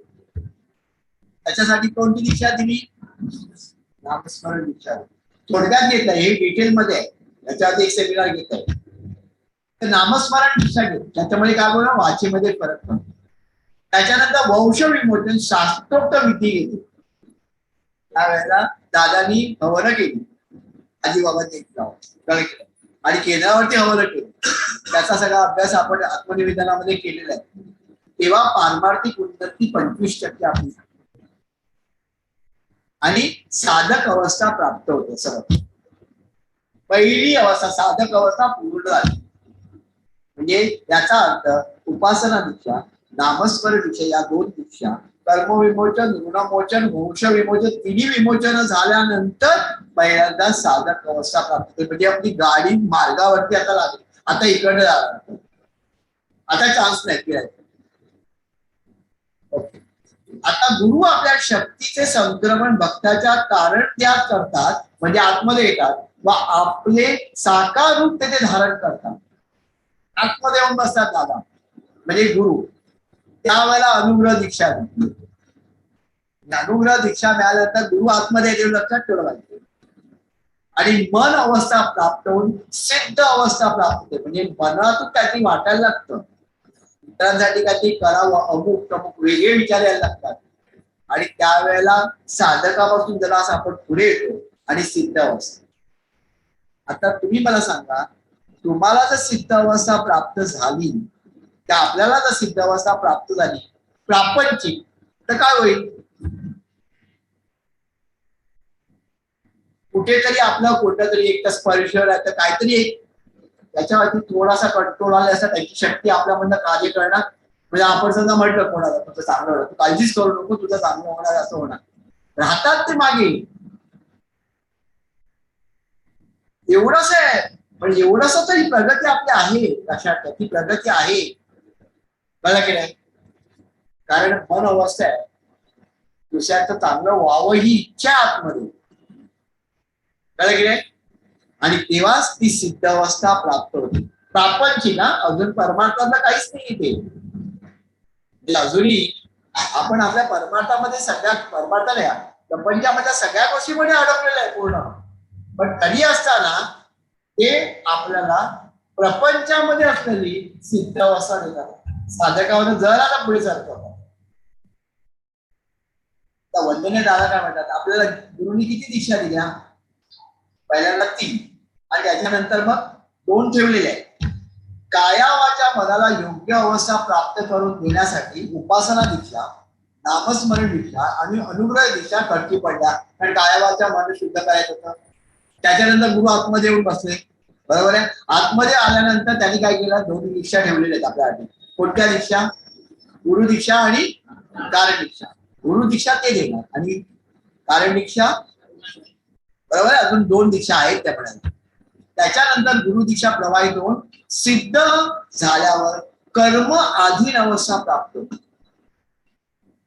कर्माधीन आणि कर्म अधीन म्हणजे फरक आहे. कर्म आपल्या कंट्रोलमध्ये येतं. मी असं ठरवलं असं करा होतं. मी जर म्हटलं उद्या मी असं करत, चांगल्या गोष्टी वाईट गोष्टी नाही, कळलं की नाही. मी जर असं ठरवलं की उद्या मी या गोष्टी करणार आणि काय वाटेल तसं नाही, उद्या विमान म्हणून उडणार वगैरे असं समजा विचार केला तर तसं नाही होणार. पण मी उद्या सुद्धा ठरवलं की बाबा नाही, आता मला अमुक एक गोष्ट चांगली करायची आहे, शाळेचं काम करायचं, हे करायचं ते करायचं, कळलं की नाही. माझ्याकडनं घडणार ते, कारण आता कर्म माझ्या अधीन आहे. माझा कर्मचा उपयोग मी कसा करायचा हे मी ठरवू शकतो.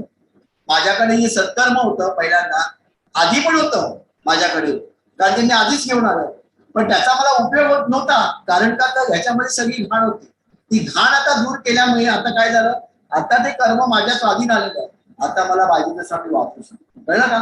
कर्माधीन असा, कर्म अधीन होतो पहिल्यांदा, आता सॉरी कर्माधीन होतो, आता काय कर्म अधीन.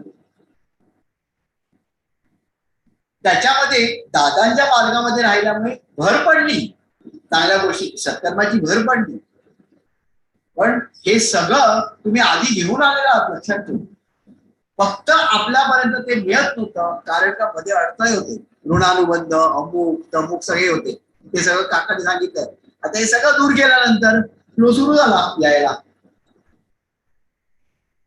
म्हणजे त्यांची कृपा आहे, त्याच्याबद्दल वाद नाही, पण कर्म तुमचंच आहे. तुमच्याकडनं ज्या काही चांगल्या गोष्टी घडतात आहे त्या तुमच्या कर्मामध्ये संचित आहेत. त्या ते फक्त तुम्हाला योग्य त्या वेळेला ते देतात आहे. आता त्यावेळेला प्रापंचिक साध्य अवस्था प्राप्त होते आणि प्रापंचिक मिळाल्यानंतर त्याच्यानंतर जीवनाला काय येतो, आकार होतो. ओके. आता प्रापंचिक साध्य अवस्था म्हणजे पारमार्थिक साधक अवस्था. ओके. त्यानंतर परमेश्वराकडून कारण दीक्षा प्राप्त. परमेश्वराकडून म्हणजे आपण प्रापंचिक साध्य अवस्थेला पोहोचल्यानंतर लक्षात ठेवा, परमेश्वराकडनं कोणती दीक्षा आपल्याकडे प्रवाहित होते, कारण दीक्षा. आणि त्याच्यानंतर साधक हा लोककल्याणातील मध्यस्थातील माध्यम आणि मग त्याला त्या सगळ्या गोष्टी प्राप्त. पुढे मन अधीन होते. मन अधीन आणि कर्म अधीन याच्यामध्ये फरक आहे. होत हो, पण नाही तर नाही म्हणा, मी सांगतो ना. कर्म अधिक म्हणजे काय? कर्म अधिक म्हणजे आपल्याला माहितच नाही कर्म आपण काय आणलंय माहितीये, ते आधीच झालं. म्हणजे मी जर ठरवलं तर ते मला करायला, मला जे काही करायचं ते घडतं, चांगल्या गोष्टी. मन अधीन म्हणजे काय माहितीये का, माझ्या मनावरती कंट्रोल इम्पॉसिबल असतो. आपल्याला आपण माहितीये ना, ओंकार साधना करायचं ना, मन कुठे कुठे फिरतं क्षणात. आता आपण इथे बसलेलो आहे, इथे बसलेलं असताना सुद्धा बऱ्याच जणांची ती मन बाहेर येत, कळलं की नाही. इथे फक्त ध्यान आपण बसलेलं आहे, मन बाहेर फिरतंय कुठे कुठे. असं आहे, संध्याकाळी असं करायचंय, ते कसं करायचं आहे, रात्री गेल्यानं ते चिकन खायचं, रविवार आहे, कळलं की नाही. सगळ्या गोष्टी चालल्या. तुमच्याच ध्यान माझ्या सुद्धा येतात.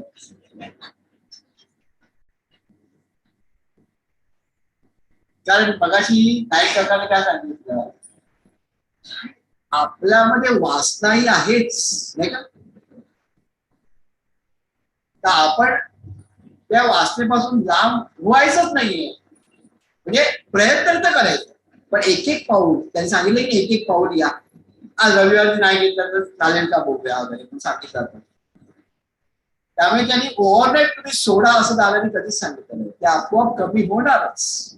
फक्त तुमचं सहकार्य असेल तर जरा लवकर होईल आणि त्याचा फायदा तुम्हाला लवकर दिसेल. हे पण आहे. बरं, पुन्हा मन अधीन होईल म्हणजे कंट्रोल मध्ये.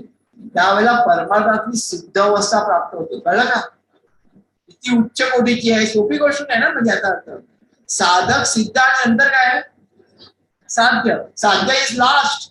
त्याच्या आधीची काय सिद्ध अवस्था. आणि या सिद्ध अवस्थेमध्ये मन अधीन होतं म्हणजे तेव्हा सिद्ध अवस्था प्राप्त होते. किती डिफिकल्ट आहे मनाला अधीन आणायचं. त्यामुळे वाईट वाटून घेऊ नका. आपलं मन चिडकायला सुरू झालं. त्याच्यानंतर पुढे गेल्यानंतर गुरुतत्व सुद्धा अधीन होतं. गुरुतत्व अधीन म्हणजे विचार करा की गुरु आणि शिष्यामध्ये फरकच राहत नाही. ही अल्टिमेट अवस्था.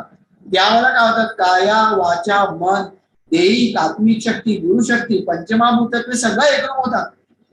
स्वतःचं अस्तित्वच राहत नाही. ती अवस्था म्हणजे काय? ती अवस्था म्हणजे साध्य अवस्था. आणि त्यावेळेला कर्म अधीन झालं, आधी मन अधीन झालं आणि गुरुतत्व अधीन झालं. या तिन्ही गोष्टी अधीन झाल्यानंतर ती साध्य अवस्था परमार्थातली. आणि ती साध्य अवस्था म्हणजेच त्याला काय म्हटलंय त्याच्यानंतर परमेश्वराकडून महाकारण दीक्षा प्राप्त झाल्यावर निराकार अवस्थेपर्यंत वाटचाल होते. असे निराकार अवस्थेवर वाटचाल झालेली एखादी विभूती तुम्ही सांगू शकता? असं नाही आपल्याला माहिती आहे. असा प्रश्न तुम्ही विचारलेला नाही. तुम्ही बघितली नसेल तुम्हाला माहिती असलेलं विचार अशी एखादी विभूती तुम्हाला माहिती आहे का? आहे का जी महाकारण दीक्षा मिळाल्यानंतर निराकार अवस्थेपर्यंत आता त्यांची वाटचाल सुरू झालेली आहे. म्हणजे देवच आलेले. कळलं की नाही? कोण आहे? तुमच्या समोर आहे बाबा. बाबा हाजी बाबा हे सगळे तसे नाहीत. त्यांना तेव्हा कळलं की नाही? हे सगळे महाकारण दीक्षा त्याला प्राप्त झालेले आणि ते देवच झालेले ऑलरेडी. कुठले दिले? आता पुन्हा बाबा जन्म घेणार नाहीये. पुन्हा त्या विभूती ज्या हाजी बाबा जन्म घेणार नाहीये. कारण देह म्हटल्यानंतर पुन्हा सगळं लागलं ना तिकडलं की नाही. त्यामुळे ते काय करतात? ते करणार, कार्य करणार. कारण त्याला ईश्वराने तशी आज्ञा दिलेली आहे. पण ते कार्य करत असताना काय करणार? माध्यम निवडलं. दादांचं माध्यम कसं त्यांनी निवडलं त्याच्याबद्दल एक सुंदर मुलाखत आहे.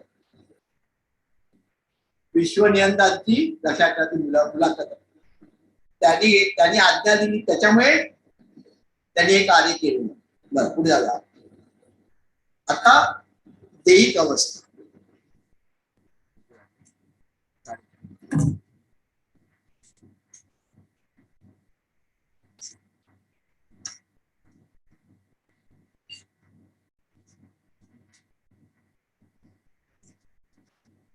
एक 15-20 मिनिटांनी चहा चालेल. हा भाग घेतो आणि त्याच्यानंतर मग पुढचा भाग आपण 4 मिनिटं चालेल ना? आता या देहिक अवस्थेच्या बाबतीत स्थूल, सूक्ष्म आणि कारण म्हणजे हा जो आपला देह आहे या देहाची स्थूल अवस्था म्हणजे हे आपल्याला बाहेर दिसेल ते शरीर. हा सुद्धा सुंदर विषय आणि जे काही नायिकाकाने तुम्हाला सांगितलं त्याच्यामध्ये अजून थोडीशी भर टाकतात आणि जरा जास्त व्यवस्थित क्लॅरिटी होते. स्थूल देह त्याच्या आतमध्ये काय, सूक्ष्म देह त्याच्या आतमध्ये काय, कारण म्हणजे कल्पना करायला ठीक आहे. हा स्थूल देह त्याच्यामध्ये सूक्ष्म देह त्याच्यामध्ये काय कारण अशा रीतीने आपण विचार. पण प्रत्यक्षात काय स्थूल देह सूक्ष्म देह कारण असं आहे का? असं काहीतरी आहे का? नाही. पण विचार करायला आपल्याला हरकत नाही. स्थूल देह बाहेरचा त्याच्या आतमध्ये सूक्ष्म देह, त्याच्या आतमध्ये कोण आहे? कारण. प्रत्यक्षात या अवस्था ते देह नाही, स्थूल देह, सूक्ष्म देह, कारण देह असं वेगवेगळे नाही. म्हणजे हा जो देह आहे, हा देहामध्ये जे काही त्याचे अवयव आहेत, ते अवयव जेव्हा वेगळ्या पद्धतीने कार्य करायला लागतात तेव्हा त्यांची अवस्था बदलते. म्हणजे एक साधं सिंपल उदाहरण द्यायचं झालं, समजा आता मी एखाद्या व्यक्तीकडे बघतो,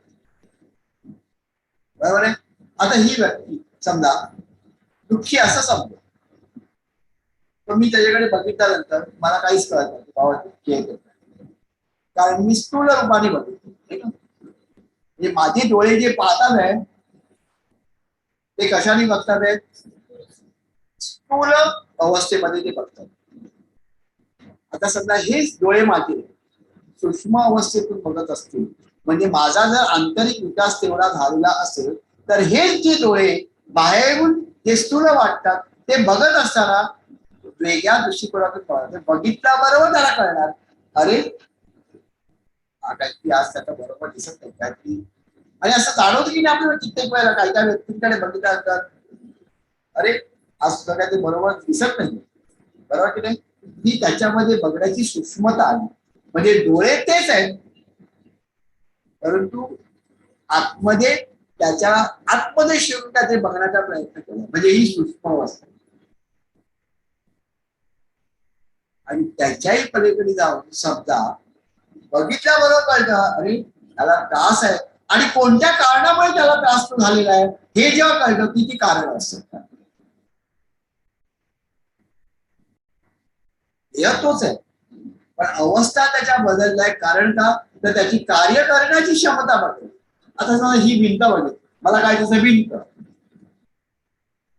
स्थूल अवस्था, कळलं का नाही. पण दादाला या भिंतीच्या पलीकडचं दिसायचं तेवढंच नाही, तर दादाला तुमच्या गावी असं आहे का, तसं आहे का, अमुक आहे का, जाऊया तिथे बसून दिसायचं. ती अवस्था जी आहे, देह तोच होता की नाही. त्याच्यातून काय ते वेगळं डोळे डोळे काय ते वेगळे लावले का त्यांनी? नाही ना.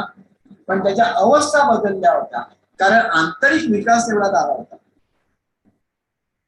त्यामुळे स्थूल, सूक्ष्म आणि कारण या जरी आपल्या अंडरस्टँडिंगसाठी बाहेर स्थूल देह, आतमध्ये सूक्ष्म देह, त्याच्या आतमध्ये कारण देह असं जरी आपण म्हणत असलो तरी प्रत्यक्षात या देहाच्याच अवस्था वेगळ्या आहेत. हा देह वागताना वेगळा वागतोय, स्थूलपणाने वागतोय, सूक्ष्मपणाने वागतोय आणि कारणप्रमाणे वागतोय. या स्थूल देहामध्ये काय असतं, सूक्ष्म देहामध्ये काय असतं, कारण देहामध्ये काय असतं, कोणाची मालकी काय काय हे जर आपण समजून घेऊ. जास्त आपल्याला डिटेलमध्ये पुन्हा जायचं नाही, त्यामुळे पुढच्या विषयाकडे आपल्याला. आता स्थूल देहाचा प्रमुख विचार माध्यम काय, तर बुद्धी. सूक्ष्म देहाची मन आणि कारण देहाचं चित्त. आणि चित्ताची सर्वात अंतिम अवस्था म्हणजे काय, बुद्धी, मन, चित्त, विचार माध्यम. प्रधान तत्व काय, स्थूल देहाचं प्रधान तत्व म्हणजे काय, पृथ्वी आणि, बरोबर आहे. सूक्ष्म देहाचं तेज आणि कारण देहाचं वायू आणि त्याच्यानंतर प्रधान कोश. तुम्ही सांगा आता पृथ्वी आणि आप म्हटल्यानंतर प्रधान कोश कोणते असतात, अन्नमय आणि वायुमय. सूक्ष्म म्हटल्यानंतर तेज, बरोबर, आणि वायू म्हटल्यानंतर विज्ञानमय आणि, बरोबर आहे की नाही. डिफिकल्ट आहे का. पण 6 महिन्यापूर्वी, 1 वर्षापूर्वी, 4-5 वर्षापूर्वी आपल्याला हे सगळं डिफिकल्ट वाटत होतं. आपल्याला म्हणजे तुम्हाला नाही, मला पडलं, सगळ्यांना वाटत होतं. आता हळूहळू आपल्याला हे समजायला लागलं नाही का, आतमध्ये शिरायला लागलं ना. का का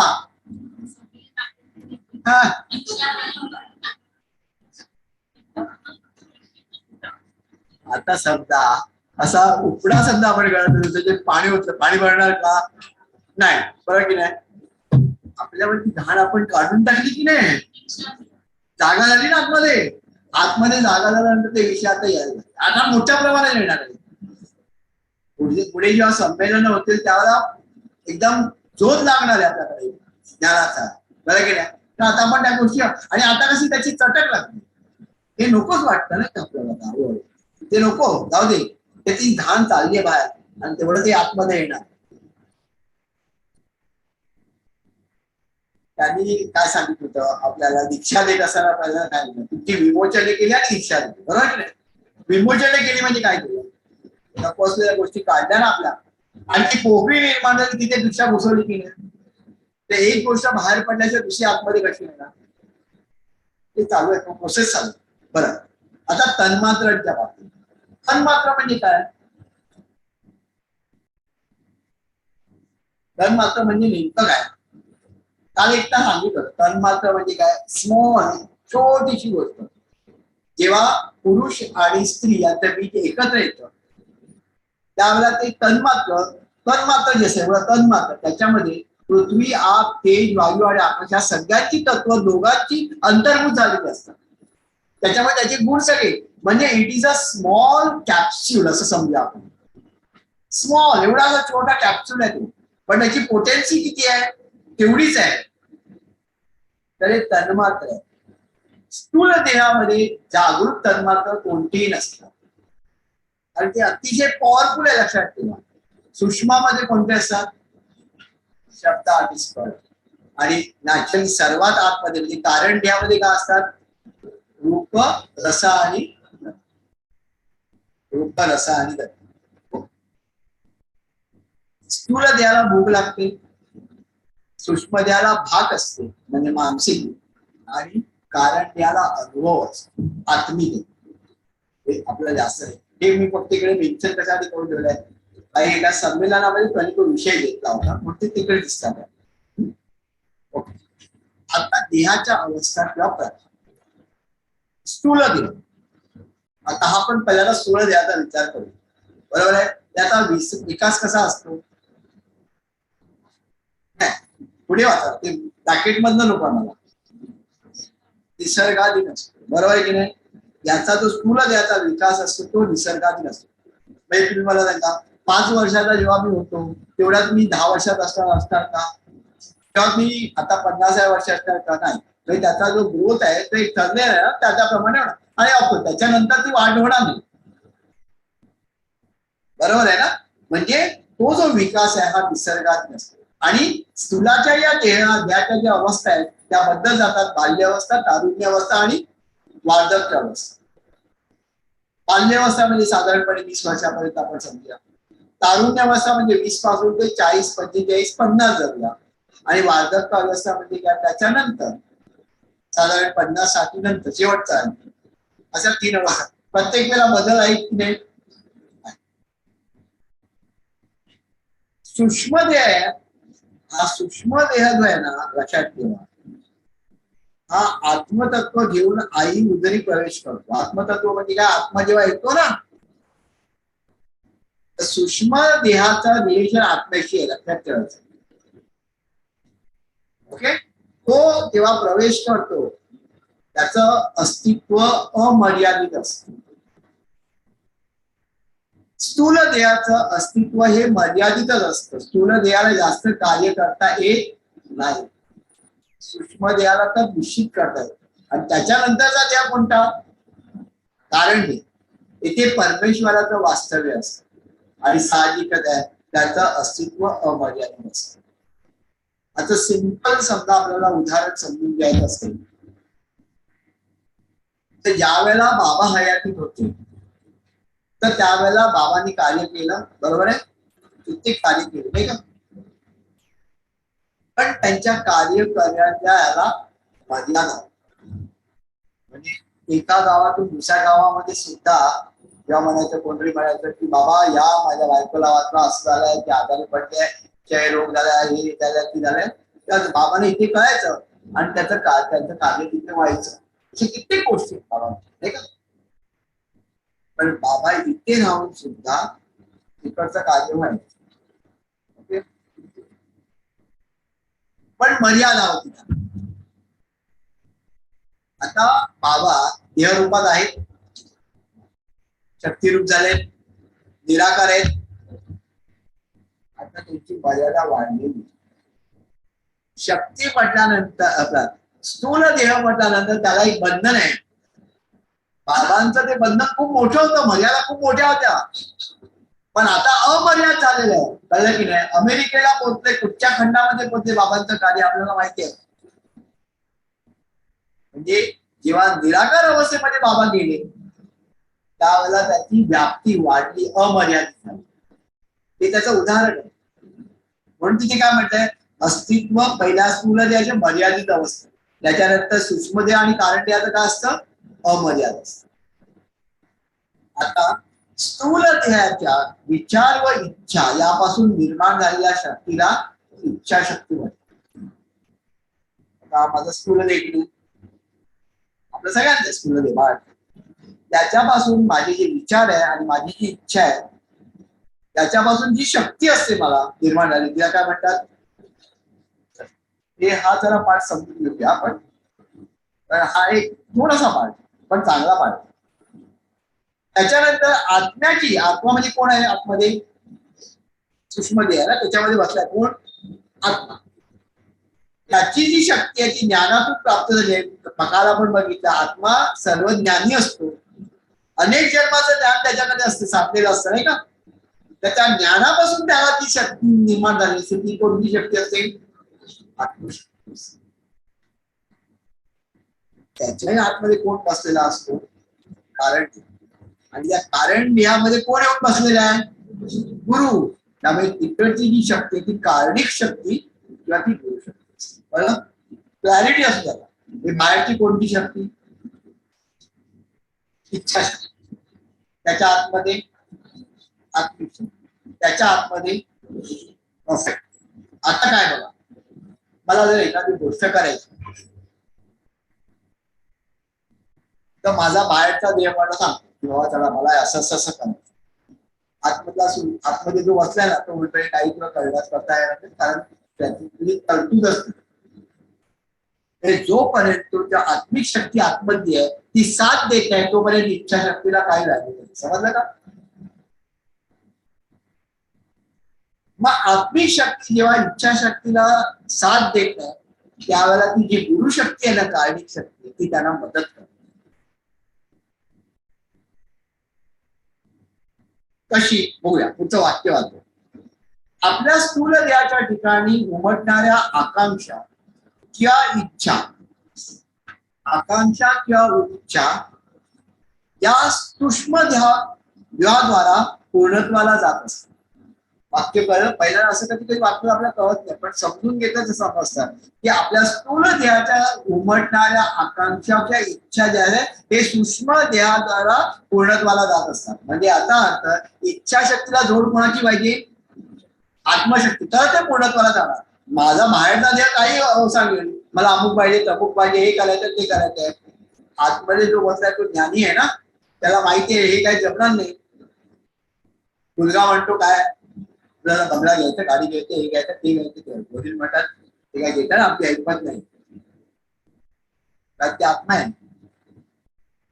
मुलगा काय जस्ट बाहेरचा स्थूल देह येतो, जस्ट उदाहरण कंपॅरिझन साठी. हा काय काय वेळेला उलट पण असतं, उलट नॅचरल असतं. सूक्ष्म देहाद्वारा पूर्णत्वाला जात असतात. त्यात कारणिक देहाची मदत, बघा कारणिक देहाची मदत होत असते. स्थूल देहाकडून या जन्मी जे आचरण घडत असते त्याची जाणीव सूक्ष्म देहाला पूर्वजन्मीच्या संस्कारामुळे सतत होत असते. तेव्हा ह्या जन्मी जे कर्म जीवनाला अयोग्य आहे किंवा ज्यामुळे अहित होणार आहे तसे कर्म न करण्याची प्रेरणा सूक्ष्म देह हा स्थूल देहाला विचारांद्वारे देत असतो. बघा, आपलं आतलं मन आपल्याला सांगतं हे करू नको, असं आपण कित्येक वेळा म्हणतो की नाही. तर आतलं म्हणजे कोण, आत्मिक शक्ती सांगते.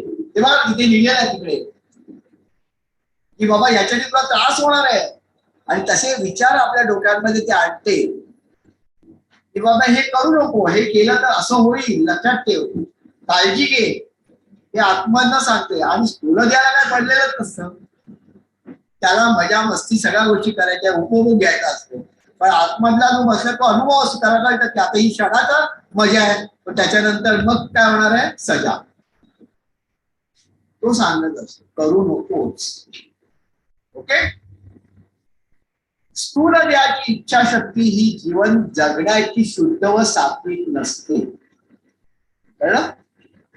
आपली जी इच्छाशक्ती असते ती शुद्ध आणि सात्विक नसते. कारण का, त्याला मोह आहे ना. प्रपंचामधल्या सगळ्या गोष्टी मला ह्या हव्यात, मग आता ह्याला फसवलं तरी काय फरक नाही पडत, त्याच्याकडनं उभारून घेतलं तरी काय फरक नाही पडत. कळलं की नाही? हे सगळं बाहेरचं सांगतो, पण आत्मधला काय सांगतो, तुला करू नको तसं. काय होणार माहितीये का, पुढे त्रास होणार. तर स्थूल देहाची इच्छाशक्ती ही जीवन जगण्याची शुद्ध व सात्विक नसते. ही इच्छाशक्ती दैहिक बंधनामुळे विषयाधीन झालेली असते. देहाला त्याच्या बंधन आहेत ना, आणि देहाचे बंधन कशामुळे निर्माण केले, बाहेरच्या सगळ्या आकर्षणामुळे. मला गाडी पाहिजे, मला बंगला पाहिजे, मला क्लबला जायला पाहिजे, मला हे व्यसन करायला पाहिजे, मला तो जसे कपडे घालतो तसे घालायला पाहिजे. अनेक विषय मी वाढवून ठेवलेले आहेत माझ्या जीवनामध्ये. परंतु आत्मशक्तीला देहाचे बंधन नसल्यामुळे त्याला कोणतेही बंधन नाहीये. ह्याला बाहेरच्याला बंधन आहे, आत्मध्याला बंधन आहे का, तो मोकळा आतमध्ये. बंधन नसल्यामुळे ती सात्विक व शुद्ध असते. आता ती जी आत्मिक शक्ती आहे, तो आत्मा आहे, तो शेवटी बाहेरचा हा जो देह वागतो त्याला साथ देतो. काल आपण ऐकलं की नाही, त्याला द्यायची असते का साथ? नाही, मनापासून त्याला साथ द्यायची नसते, पण देतो तो. तो अविनाशी आहे. कळलं की नाही? अनेक शब्द होता, अविनाशी आणि अविमुक्त. अविमुक्त आहे तो, अविमुक्त आणि अविनाशी आहे. त्याला मुक्त अवस्था हवी असते, पण तो अडकतो कशामुळे, बाहेरच्या देहात. परंतु आत्मशक्तीला देहाचे बंधन नसल्यामुळे ती सात्विक व शुद्ध असते. जन्मजन्मांतराची ऋणानुबंधाची मगर व्यक्ती आत्मशक्तीला कवटाळून धरते, म्हणून ती कारण शक्ती अथवा गुरुशक्तीशी एकरूप होऊ शकत नाही. हे वाक्य कळलं? आपली जी आत्मिक शक्ती आहे, या आत्म्यावरती अनेक जन्मांची बंधन आहेत की नाही. कोणी केली ती बंधनं? कोणी केली? पूर्वजन्मामध्ये कोणी केली? आत्म्याने केली? कोणी? देहाने केली. हा, स्थूल देहाने. कळलं काय? स्थूल देहाने केली, मजा केली, पण सजा भोगताय कोण? कारण जे काय आपण चांगलं वाईट करू ते शेवटी आत्मा घेऊन जातो ना आपल्या बरोबर. त्यामुळे तो आलाय तर त्याच्या बरोबर जन्मजन्मांतर आपण जे काय केलेलं आहे ते त्याच्या भोवती आहे. त्याची त्याची त्याची ही काय वृत्ती काय, तो अविमुक्त त्याला राहायचंय, पण अडकलेला आहे तो. आणि तो अडकला असल्यामुळे त्याला जो कारण आहे ना आतमध्ये त्याच्याशी त्याला एकरूप होत आहे बाबूच्या.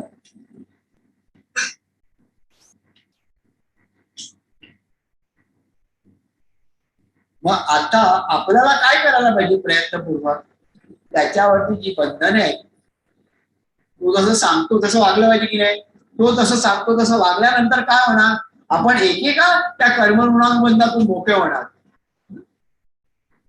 ऋणानुबंधाचा अभ्यास केला तुम्ही, त्या ऋणानुबंधातून मोकळा होणार. ऋणानुबंधातून मोकळा होणार म्हणजे काय, हा देह नाही होणार, आतमधला आत्मा मोकळा होणार. आणि जसा तो मोकळा होणार तसं त्याला कारण शक्तीशी किंवा गुरुशक्तीशी विलीन व्हायला मदत होणार. अल्टिमेटली आपल्याला अचीव करायला पाहिजे. ते सोपं नाहीये, पण हे डिफिकल्ट पण नाहीये. गुरु मार्गामध्ये याच्यासाठीच आपल्याला अभ्यास करायला पाहिजे पुढे. म्हणून त्याने काय, ऋणानुबंधाची मगर मिट्टी आत्मशक्तीला कवटाळून धरते, म्हणून ती कारण शक्ती अथवा गुरुशक्तीशी एकरूप होऊ शकत नाही. इच्छाशक्तीने नित्य विषय सेवन केल्यामुळे, लक्ष द्या, इच्छाशक्तीने काय, नित्य आपण विषय सेवन करतो. काय करतो, सगळं जे काय प्रापंचिक आहे ती आत्मशक्तीला सामावून घ्यायला असमर्थ करतो. कारण आत्मशक्तीचे विषयच वेगळे आणि तुमच्या इच्छाशक्तीचे विषयच वेगळे.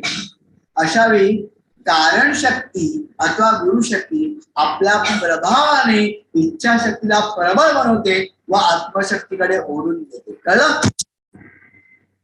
म्हणजे काय, तर तुमची इच्छा काय हे करूया ते करूया, ती कारणिक शक्ती जी आहे ना गुरुशक्ती आतमध्ये ती म्हणते नको ते नको करू, तिला आतमध्ये बसल्या ना त्याच्याकडे जावं लागतं, ते तिकडे तिकडे तिकडे आणि मग त्याला त्याच्याकडे नेते आपल्याला बघा.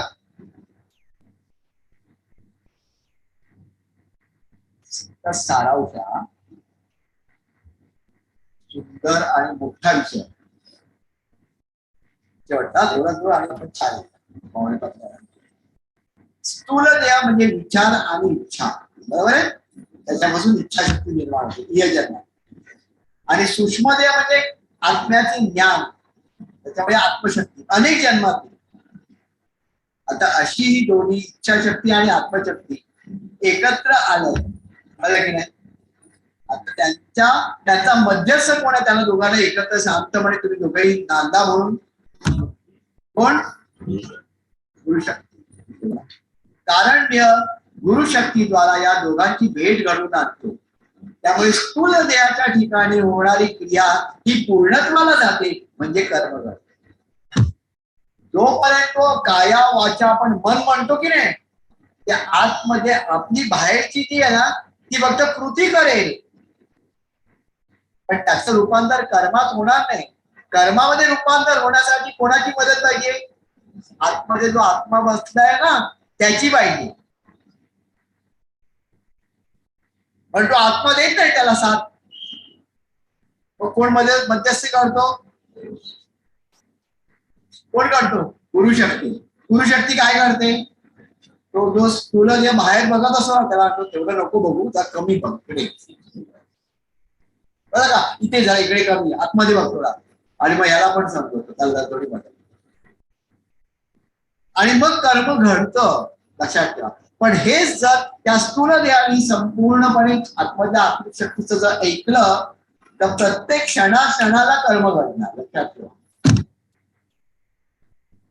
आणि ती गुरुशक्ती खर्च होणार नाही.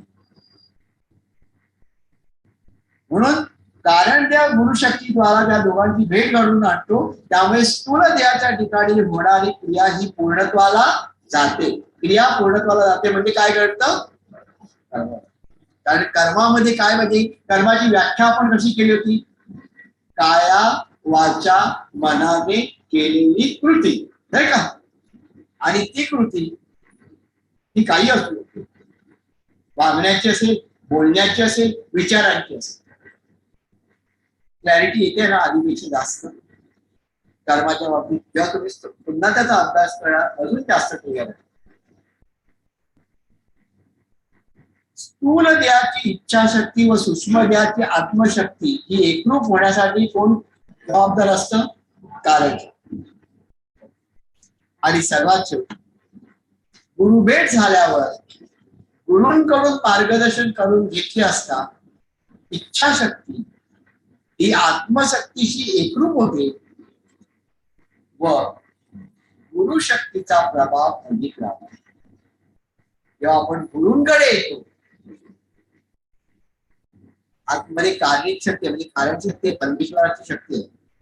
पण जेव्हा आपण स्पेसिफिकली आपण गुरुमार्गामध्ये येतो त्या आतमध्ये जी कार्मिक शक्ती परमेश्वराची शक्ती आहे त्याच्याबरोबर गुरूंची पण शक्ती आली ना. आणि ती गुरूंची जी शक्ती आहे ती काय करते, गुरूंकडनं मार्गदर्शन केल्यानंतर इच्छाशक्ती जी असते आणि आत्मिक शक्ती असते यांना एकरूप करते. म्हणजे याचा अर्थ काय, आतमध्ये जो आत्मा सांगतो त्याचप्रमाणे हा देह वागतो, बाहेरचा स्थूल देह. आणि ज्या वेळेला आत्मधनं आलेला आवाज त्याप्रमाणे बाहेरचा जेव्हा देह वागतो त्यावेळेला त्या गुरुशक्तीचा प्रभाव अधिक राहतो. खर्च होत नाही आणि एकूण वाढलेले असते. ब्रेक घेऊया, नंतर मृत्यू.